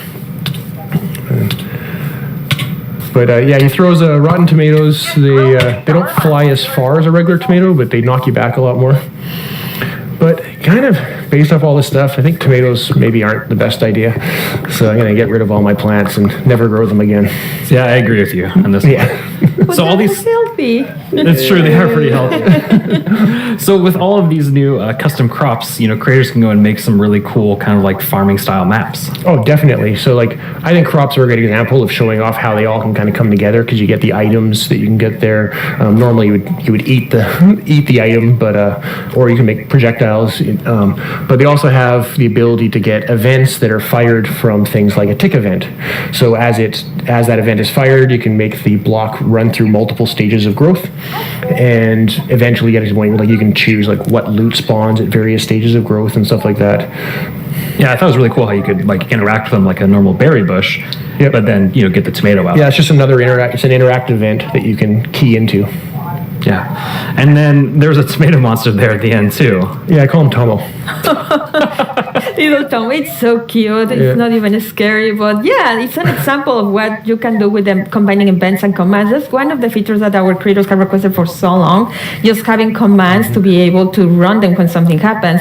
So now, instead of also in addition to doing it with actors, you can also do it with blocks and items.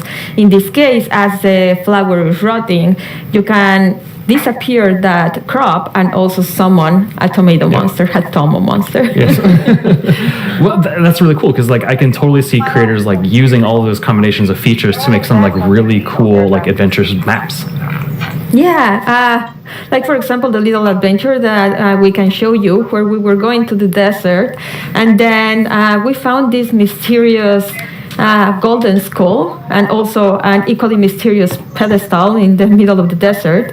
So we decided to place our golden skull over there and see what happened. And yes, we have a mountain that is hollow, and as the brave warriors that we are, we went exploring, and obviously we found some creepy monsters inside. Luckily, we have our trusty custom sword to fight them off. I'm not sure if we even survived that.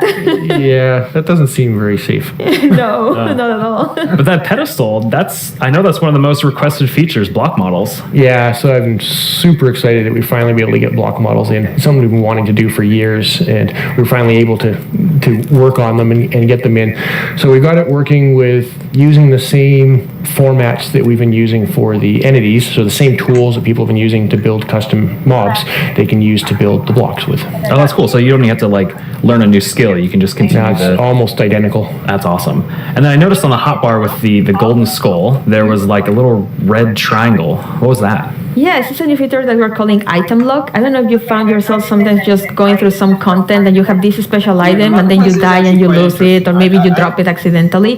Now we've made it so that creators can actually lock something on your inventory, so that when you die or you press Q, it won't go away. That way you don't lose your mysterious golden skull to unlock the next stage. So nice. I was gonna say that makes it super easy, because I've definitely been in an adventure map and I lost the key on accident, and then I had to go and try and fix that. Yeah. And then when you place the skull, there was a lot going on in the background. Mm-hmm. Like there's 3 features to talk about right there. The first one is like we wanted to give more power to creators with cameras. And this one is just a small one where we just shake the screen. I don't know if you noticed that one. And then you can help players convey something like there's an earthquake going on, or maybe something is about to fall over you. So you can do that with this new cool. Or dinosaurs. Or dinosaurs. Dinosaur steps. Yes. The second one that we noticed there is structures. You can now place them using commands, whereas before you had to be using a structure block, which is more complicated and time consuming. Now you can do it much more easily. And as part of those commands, you can now animate the structure placement. For those that noticed, like the mountain was opening and that was just a structure animating. We provide a couple of effects. One is just like a 3D printing animation, and the other one is layer by layer. And yeah, you can combine them to just achieve very cool effects. Yeah, I can see like creators, using those to add just another level of polish to their world. Exactly. Absolutely. And then I recognize the scorpions. Yeah, well, the desert theme, it felt appropriate to bring them back. They've always been one of my personal favorite custom mobs that I've ever built. Yeah, well, after watching that video for so long, I ended up having a nightmare about having to rescue my mom from Really? some like aliens riding scorpions. It was creepy. I'm sorry, that was not the intention. It was creepy and funny. Yeah. Well, speaking of aliens, I know our team put together a really cool sci-fi parkour map that, they made you run through, Jason. Yeah, I'm pretty sure they knew this when they asked me to run through it, but I'm pretty awful at parkour. So it took a few tries to get a clean run through. But at the beginning here, it's a pretty typical sort of parkour map of running and jumping, but we definitely have some twists up ahead. And here's kind of the first one of, even I know I can't make that jump. So let's see what's in the chest. And we got a Sliminator. So I'm pretty sure they know what to do here. So now, hopefully, I will jump and be able to clear this gap. And please, yes. Make it up. So to get teleported to the next section, kind of make it along and see what next obstacle we have. And now I know the chests have useful things in them. So we got a Blockinator. And we'll throw that across and get a little platform. Now I can make this jump. Even I can make that jump. And we got the hot dog, or the cyber dog, and float up. But it poisoned me, so I needed to use the antidote to rescue me there. Make it across and get through here. Now we got a wall in the way, so let's see what tool we have to get through the wall. And insta presto, and get through here. Keep going along. And this should be our last obstacle here. But I can see the teleport pad, but I can't quite get to it. But that shaft up above looks promising, along with the ladder. So let's go up and see what gets here. Fall down. And block breaks, I can get to the teleporter. And Fanny's already there. You made it. Yeah, finally. Wow, that's 86 cool. times. I love the aesthetic of that too as well, like all the art and things. So those teleport blocks, those seem like a really cool way to add like another level of immersion to the worlds you're creating. Yeah, with data-driven items and blocks, we get so many new events that you can act on. Like for example, in the case of the teleporters, you can step on it and then an event will trigger and you can react in so many ways. You can add particles, or in this case, for example, you run a series of commands that just teleport you to the next area. That's awesome. And I love the Slaminator, the Blockinator, and the Magic Wand. I've never seen items do that before. Yeah, so that's another example of how combining the same tools you can achieve so many different effects. For example, the Sliminator was just using the event and the fill command, right, to replace the blocks at the bottom with the slimes. Then the next one, we have the wand, and that one is just replacing blocks with air. And then we also had the Blockinator, which allowed you to walk by placing some blocks, replacing air with blocks. So just by combining events and the same command in different ways, you achieve so many cool effects. Yeah, so just small little simple things you can combine in lots of different ways to get a wide variety of results. And even that Blockinator allowed you to make that jump. Yes. And then I also saw that there was messing with mob effects too as well. Yeah, so we've had an example of custom food in there, but in addition to just satisfying hunger like a food normally does, you can add and remove mob effects. So we had the Cyber Dog that gave 3 effects, the levitation, nausea, and poison. And then we had the antidote that would actually only remove 2 of them. So unlike a bucket of milk that removes all mob effects, you can make things that remove very specific things. Yeah, and it seemed like you got, after you used that, or after you used the magic wand to get to that wall, it seemed like you were stuck, but there was something else that was going on there. Oh yeah, so there was the block that was in my way. So we made it so that another one of these events, similar to the on step on, is we also have an on fall on. So in this case, it was just an on fall on, and you can set what distance you want the event to trigger. So you have to fall at least 10 blocks or something like that. And when you land on it, we then break the block, similar to what like the tomato plant and other things that we saw earlier. Yeah, and it seemed like it took you quite a few tries to make it through, but Danny was able to do it first try. Yes, unlike others, 86 times. Yeah. And one new feature that we have is that on raw text, you'll be able to show the names of the players that are of interest at that moment. moment, and also show scores. Like in this case, we were tracking how many times Mayor was dying. Yeah. Well, thank you both for coming on to the stage and talking a little bit about these creator tools and new features that are coming out. And with these new features, there's going to be a pretty amazing new thing coming out later this year for all Minecraft players. Remember, GDL will not be held responsible in the event of a likely death.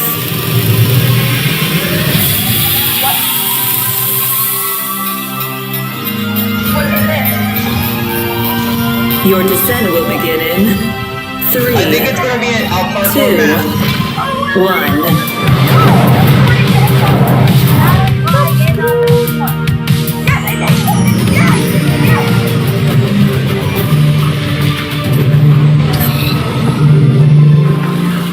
We know you've waited a long time for this update, and if you thought the first set of features for the caves were awesome, it's time for even more awesomeness. Agnes and Nir from the Vanilla Minecraft gameplay team are here to tell us what else is coming to the Caves and the Cliffs update. Hello, welcome. Hello. Hey. How does it feel? It's so amazing. It's so awesome to finally be able to share that with everyone. Yes, it feels great, and we have, looked a bit at tweets during the break, and we have some more tweets. We have more tweets. Yes. Wireless redstone. Oh yeah, yes. There will be so many cool things you can build with that, and the warden. It's amazing to see all the excitement. It's so cool.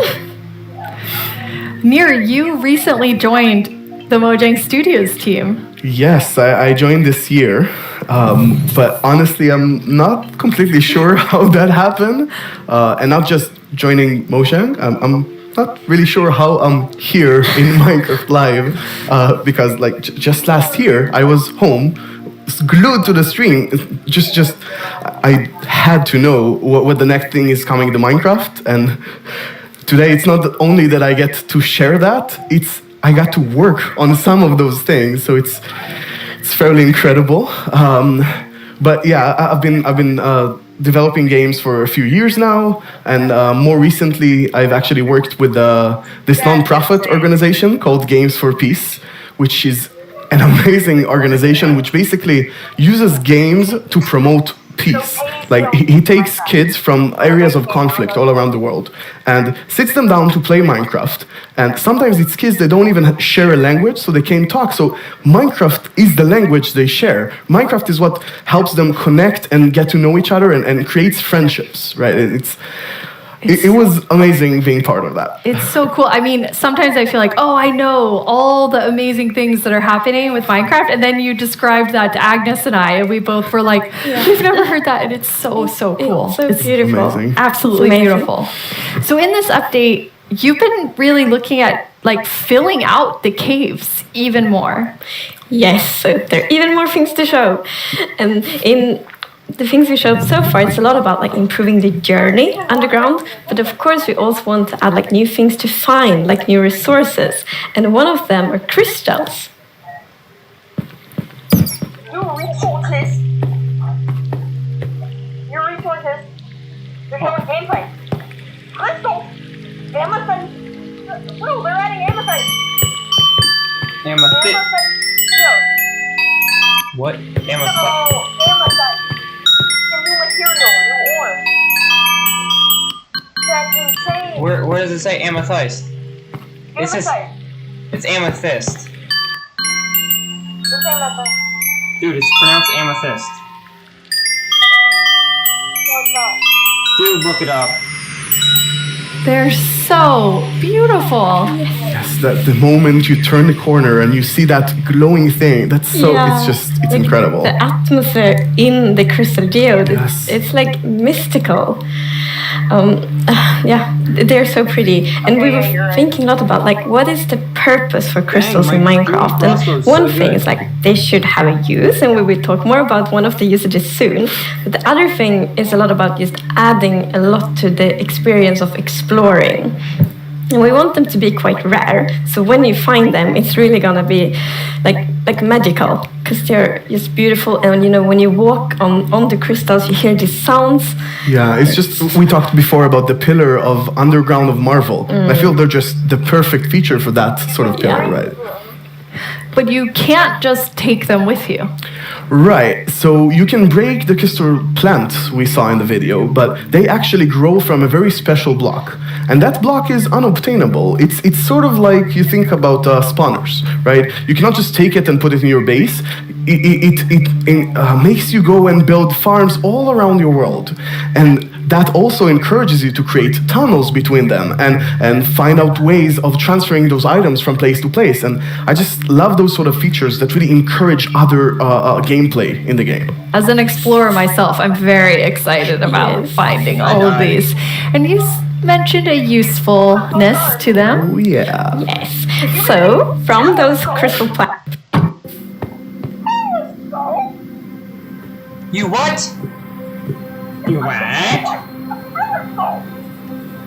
Telefreaking scopes! Oh my god! That is amazing. It is. It's such a useful item. Super cool. And the cool thing is that, so yes, you use the crystal shards to craft them, but you also need something more, and that's also a new thing that we added. Bro, that's no, like, I can't open the server. It's cracked. No, I don't want to open up that one. Close.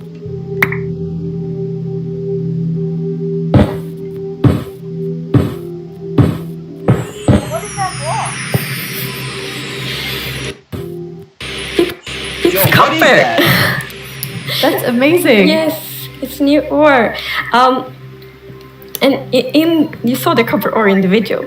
And a very interesting thing with the copper ore is that it generates in a different way. So normal ores often generate like an ore blob, but copper is different. So imagine that you are out mining and you see copper ore. So you're like, okay, I'm gonna mine the copper.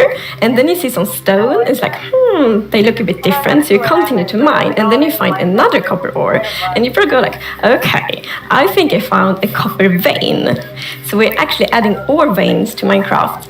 And like, they really add so much to mining. It gets so interesting because it's kind of like following a trace when you mine, and they tie so well to the pillar we have about adding strategy to mining. Yeah, that's amazing. And you've personally wanted copper in the game since you start, maybe before you started. Yeah, you mentioned it once or twice. Well, maybe a few times, but yes. So I think I got inspired by the pretty copper roofs in Stockholm, and they are all green because we have so many like old buildings here, and we've actually added that mechanic to Minecraft as well. So you know, if you place a copper block, it will first be orange, but after a while, a pretty long time, it will turn green, and it's something I think it's so cool because it actually adds history to Minecraft. Because, for example, if you have a really old Minecraft world, then you can see on like a house and like, oh, the roof turned all green, and then you know that that house has been there for a really long time. That's cool, but it would start to get annoying if you have like a really nice copper house. You won't be able to build houses or big structures out of copper. I'd build my house out of copper to show that well, that's a nice green. It's a nice green. And copper won't only be used for the telescope. You actually have another really cool thing that you'll be able to craft with it. Yeah. So Jens talked a bit before about these design principles that we have in Minecraft, and one of them is that if something bad happens, the player either caused it or it has a way to sort of avoid it. And one of those exceptions, for example, is lightning striking. Now, some people like to build wooden roofs in Minecraft. Some Dude, even build wool roofs. Looking at me. Right. It's not at all like the grandest castle in my realm actually has a roof fully built of wool. Yeah, that's not a good idea. No, but we think it's fires. yeah. So to try to help the players with that, we are introducing the lightning rod. No, it is a lightning rod, yeah. That's really a lightning rod. That's cool.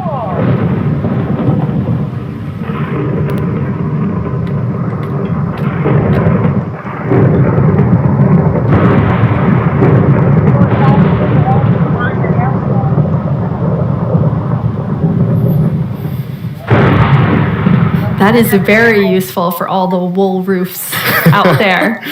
Yeah, I think this is a problem that happened to a lot of our players. Even personally, I had this peaceful game that I played with my partner, and it wasn't peaceful. And we went out and we were like looking at animals, collecting a few animals to our base, and we came back and our house was gone.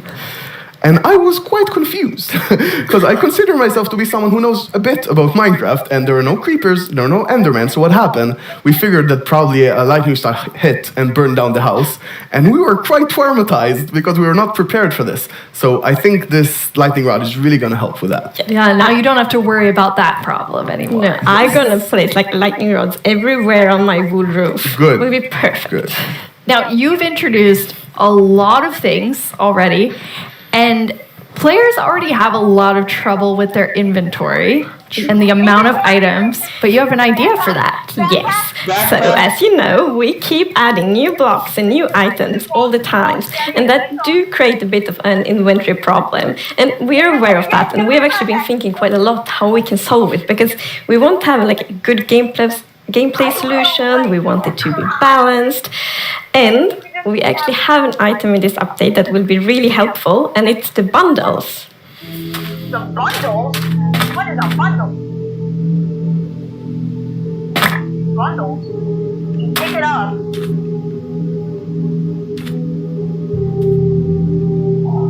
That's cool. So we can hold a stack of that. It can hold a stack of resources. That's really good. I'm gonna be carrying like lots of them. So it's kind of like a backpack. So it's kind of like a backpack. You can hold as many in there as you want. That's huge for storage space.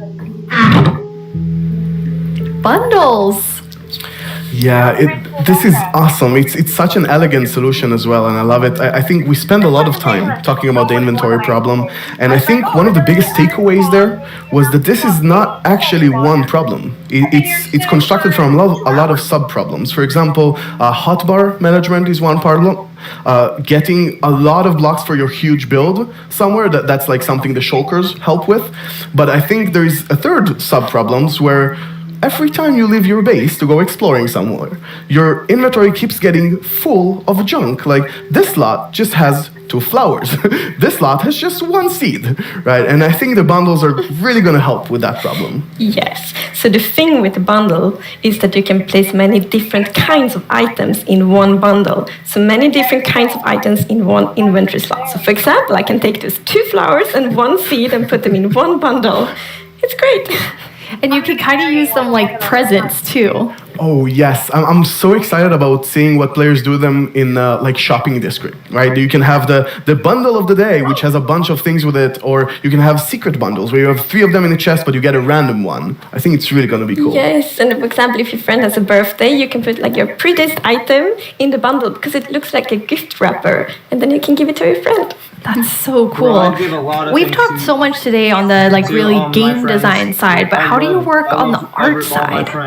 We actually have a very close collaboration with the art team, and it's great. So my job is basically to get an abstract idea and imagine how it would fit into the Minecraft universe and then start sketching. So once my sketch is finished, I send everything to the 3D artist that it's gonna model it and animate it to make it alive. My job is to bring sketches to life and make them move in 3D space. To work with a game that has such a special look, it's amazing. It's a challenge, it's fun, it's sometimes frustrating, but it's very rewarding. I love it. I'm into pixel art, of course. And usually when I create a block texture for a rock type, it's going to be a lot. Like, I'm going to make 50 iterations of one block because I want to make it right. Every block is like a building block for people's imagination, right? So I try to like pour a lot of love in each block to make sure that people can create what they want. So I think my favorite thing about the Minecraft look is that it's very unexpected, very unconventional, and that's where like the special comes from. Minecraft in terms of game art is special because it has such a unique look and it's very restricted. It has to be 3D pixel art and we can only work within those boundaries. So we have to like think inside the box but also outside the box. I've been working on this exciting new mob.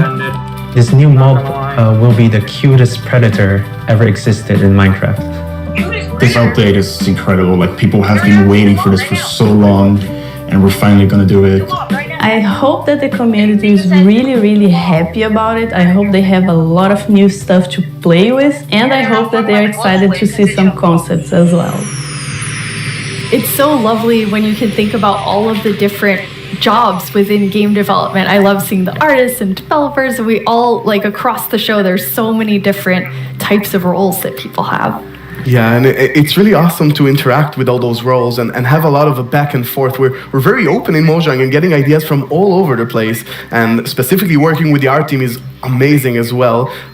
You sort of throw one idea to the air and he draws something and you're like, oh, what is that white thing in your drawing? I didn't even think about it, and it starts so many awesome ideas going. And we even integrate it into our prototype process, and actually I think until I saw those sketches by the art team, I didn't really understand what archaeology in Minecraft even means. Archaeology? Yes, so we're actually adding a new system called the archaeology system. In this system, you're basically going to find these excavation sites all throughout your world. You can make this new tool called the brush that is going to help you uncover the mysteries of all these dig sites. So you come to one of these ancient structures and you can sort of use the brush to clear away some of the rubble that may have collapsed in those structures. And sometimes you might even find something shiny inside them. But, and this is important, if you are not careful enough, like in real life, you can destroy that artifact. And when that artifact is gone, that artifact and all the secrets it held are gone forever. That's pretty cool. But if you're careful enough, if you take your time and you're deliberate, you can get some of those hidden artifacts. And for example, here we got a ceramic shard, which is basically how whoever lived here used to tell and pass on their stories. I love the story sides of the archaeology, because we often talk about that we want to deepen the mystery in Minecraft, and when you find these hidden artifacts, you kind of find like connections and hints, and we will never tell the full story, but these will inspire the players to tell their own stories about their own Minecraft world. Exactly. I think it's going to be really exciting to see what players do with them. For example, here we see an exhibition that someone built for this, where he can compare all the different clues he finds, right, and try to preserve whatever was down here, and he can compare what we found with whatever new thing, and sort of try to connect the pieces, right? And here we see those pieces connected in a clay pot, actually trying to reconstruct them back. And you can create that however you like. You can create your own stories or try to guess how those pieces used to connect. Yeah. It's also so fun to be very creative with these new pots, because you can put the shards in any way you want. Exactly, and when you're pleased with your creation, you can fire them up, and you have your own painted clay pot. He's pretty. He's cooking them. So, Mir, is this programmer art still? Yeah, the art we're seeing is still work in progress, but I personally like the dragon. I think it's cute. Yeah, it didn't say programmer art isn't pretty. Yeah, the problem is the artists are way too good. Yeah. Right? They just make us look bad. archaeology is amazing. I mean, the excavation site is so incredible. I'm so excited about this. I've spent a lot of time about it, and I actually got to do a lot of awesome conversations with actual archaeologists from all around the world. And it's been, honestly, I sort of feel like I got so passionate about it myself that their passion sort of stuck to me. And it was so amazing to learn more about this. And I'm really excited to see where it goes from here. And you have a dev diary coming out on our YouTube channel where you kind of explore all of the archaeology even more. Yeah, it's honestly really exciting. So I had so much fun with this, and I learned so much that I decided that it can't stop with me. So we're gonna do a dev diary when we're actually gonna talk to those archaeologists. And actually, we might even get to visit some interesting locations. That is amazing. Well, it feels very sad, but we're almost out of time. But we've been hinting at a new mob, like over the course of the show, like 3 or 4 times. So are you going to tell us about it now, please? Now we're going to tell you. It's the cutest predator you will ever meet.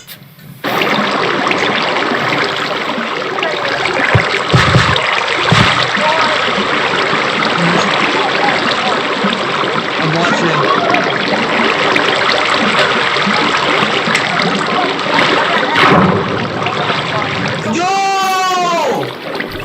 Wait, I guess I'm not caught up. I'm not as caught up on the stream as I thought I was.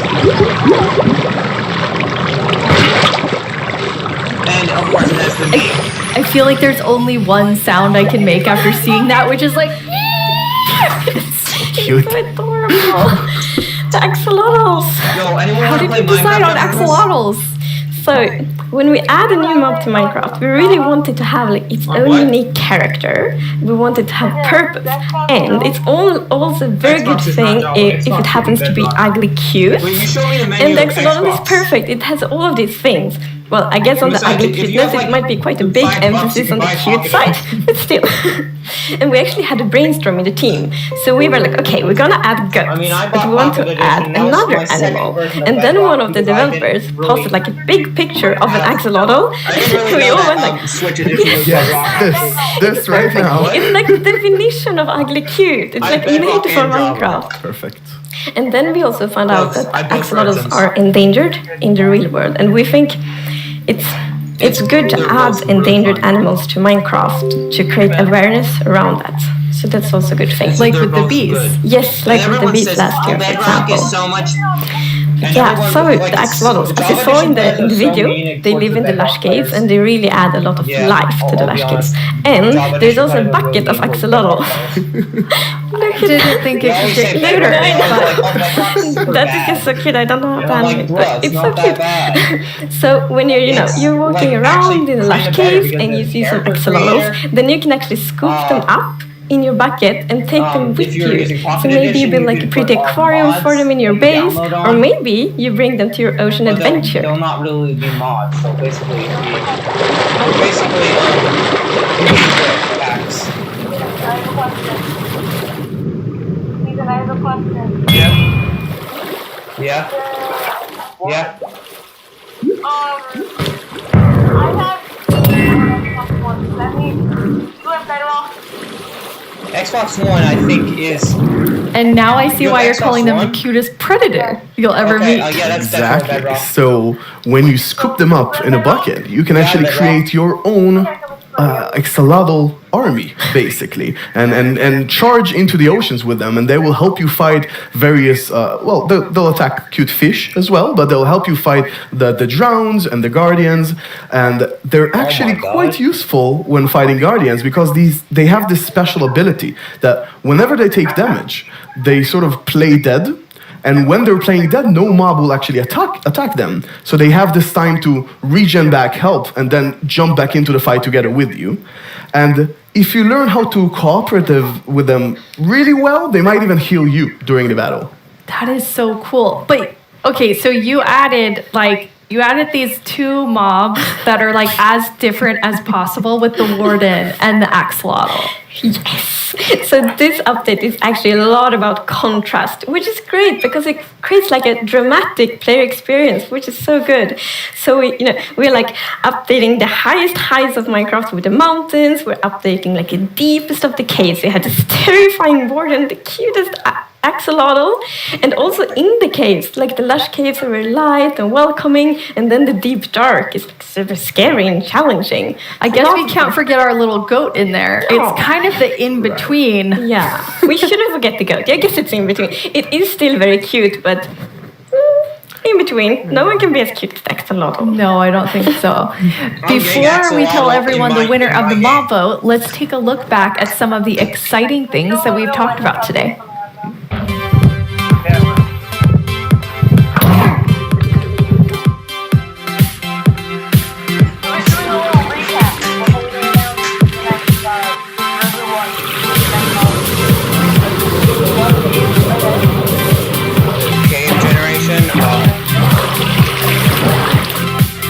Goats.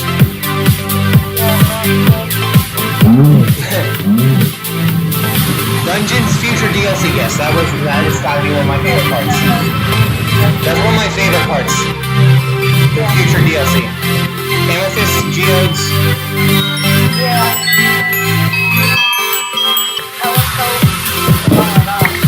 Copper. Oh yeah, I kind of forgot about that.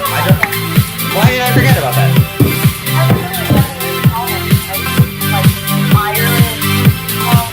It's gonna be really cool though, they have that nice creator tools.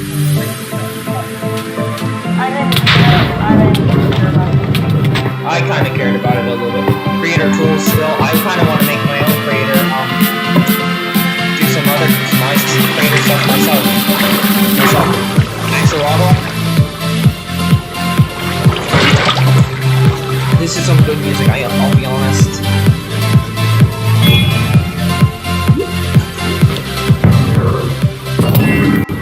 Before we get to our mob vote, I think there's one more question people are really gonna want to know. It was actually doing. When are we gonna get the caves and the cliffs update? That's a good question. So we plan to release it summer 2021, and this actually is really good. As I mentioned in the beginning of the show, we really want to have a lot of time to work together with the community to like gather feedback, see all the great ideas, because the community always has so many good ideas. So it feels good that we don't have a lot of time to actually work together on this update. Amazing. And the community decided on a new mob that will enter the game. So which one of you gets to do the honors today? So I think Tiny Agnes has been a bit mean this year, so I think you should open it, Neil. You should announce the winner. Yes. Tiny Agnes has been a bit mean this year. Can I look first? You're gonna know before everyone else? No, I just know what it is. It's the glow squid! Well, whatever. It's fine.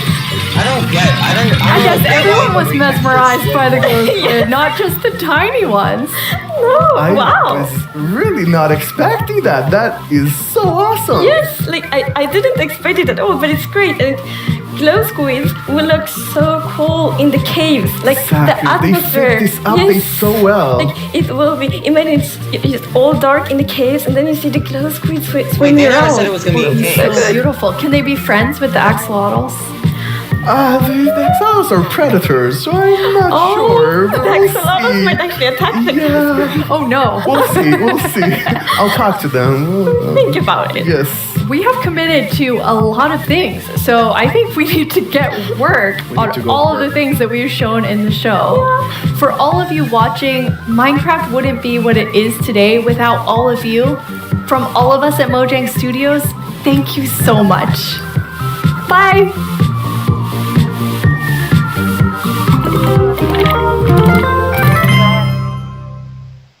And there it is.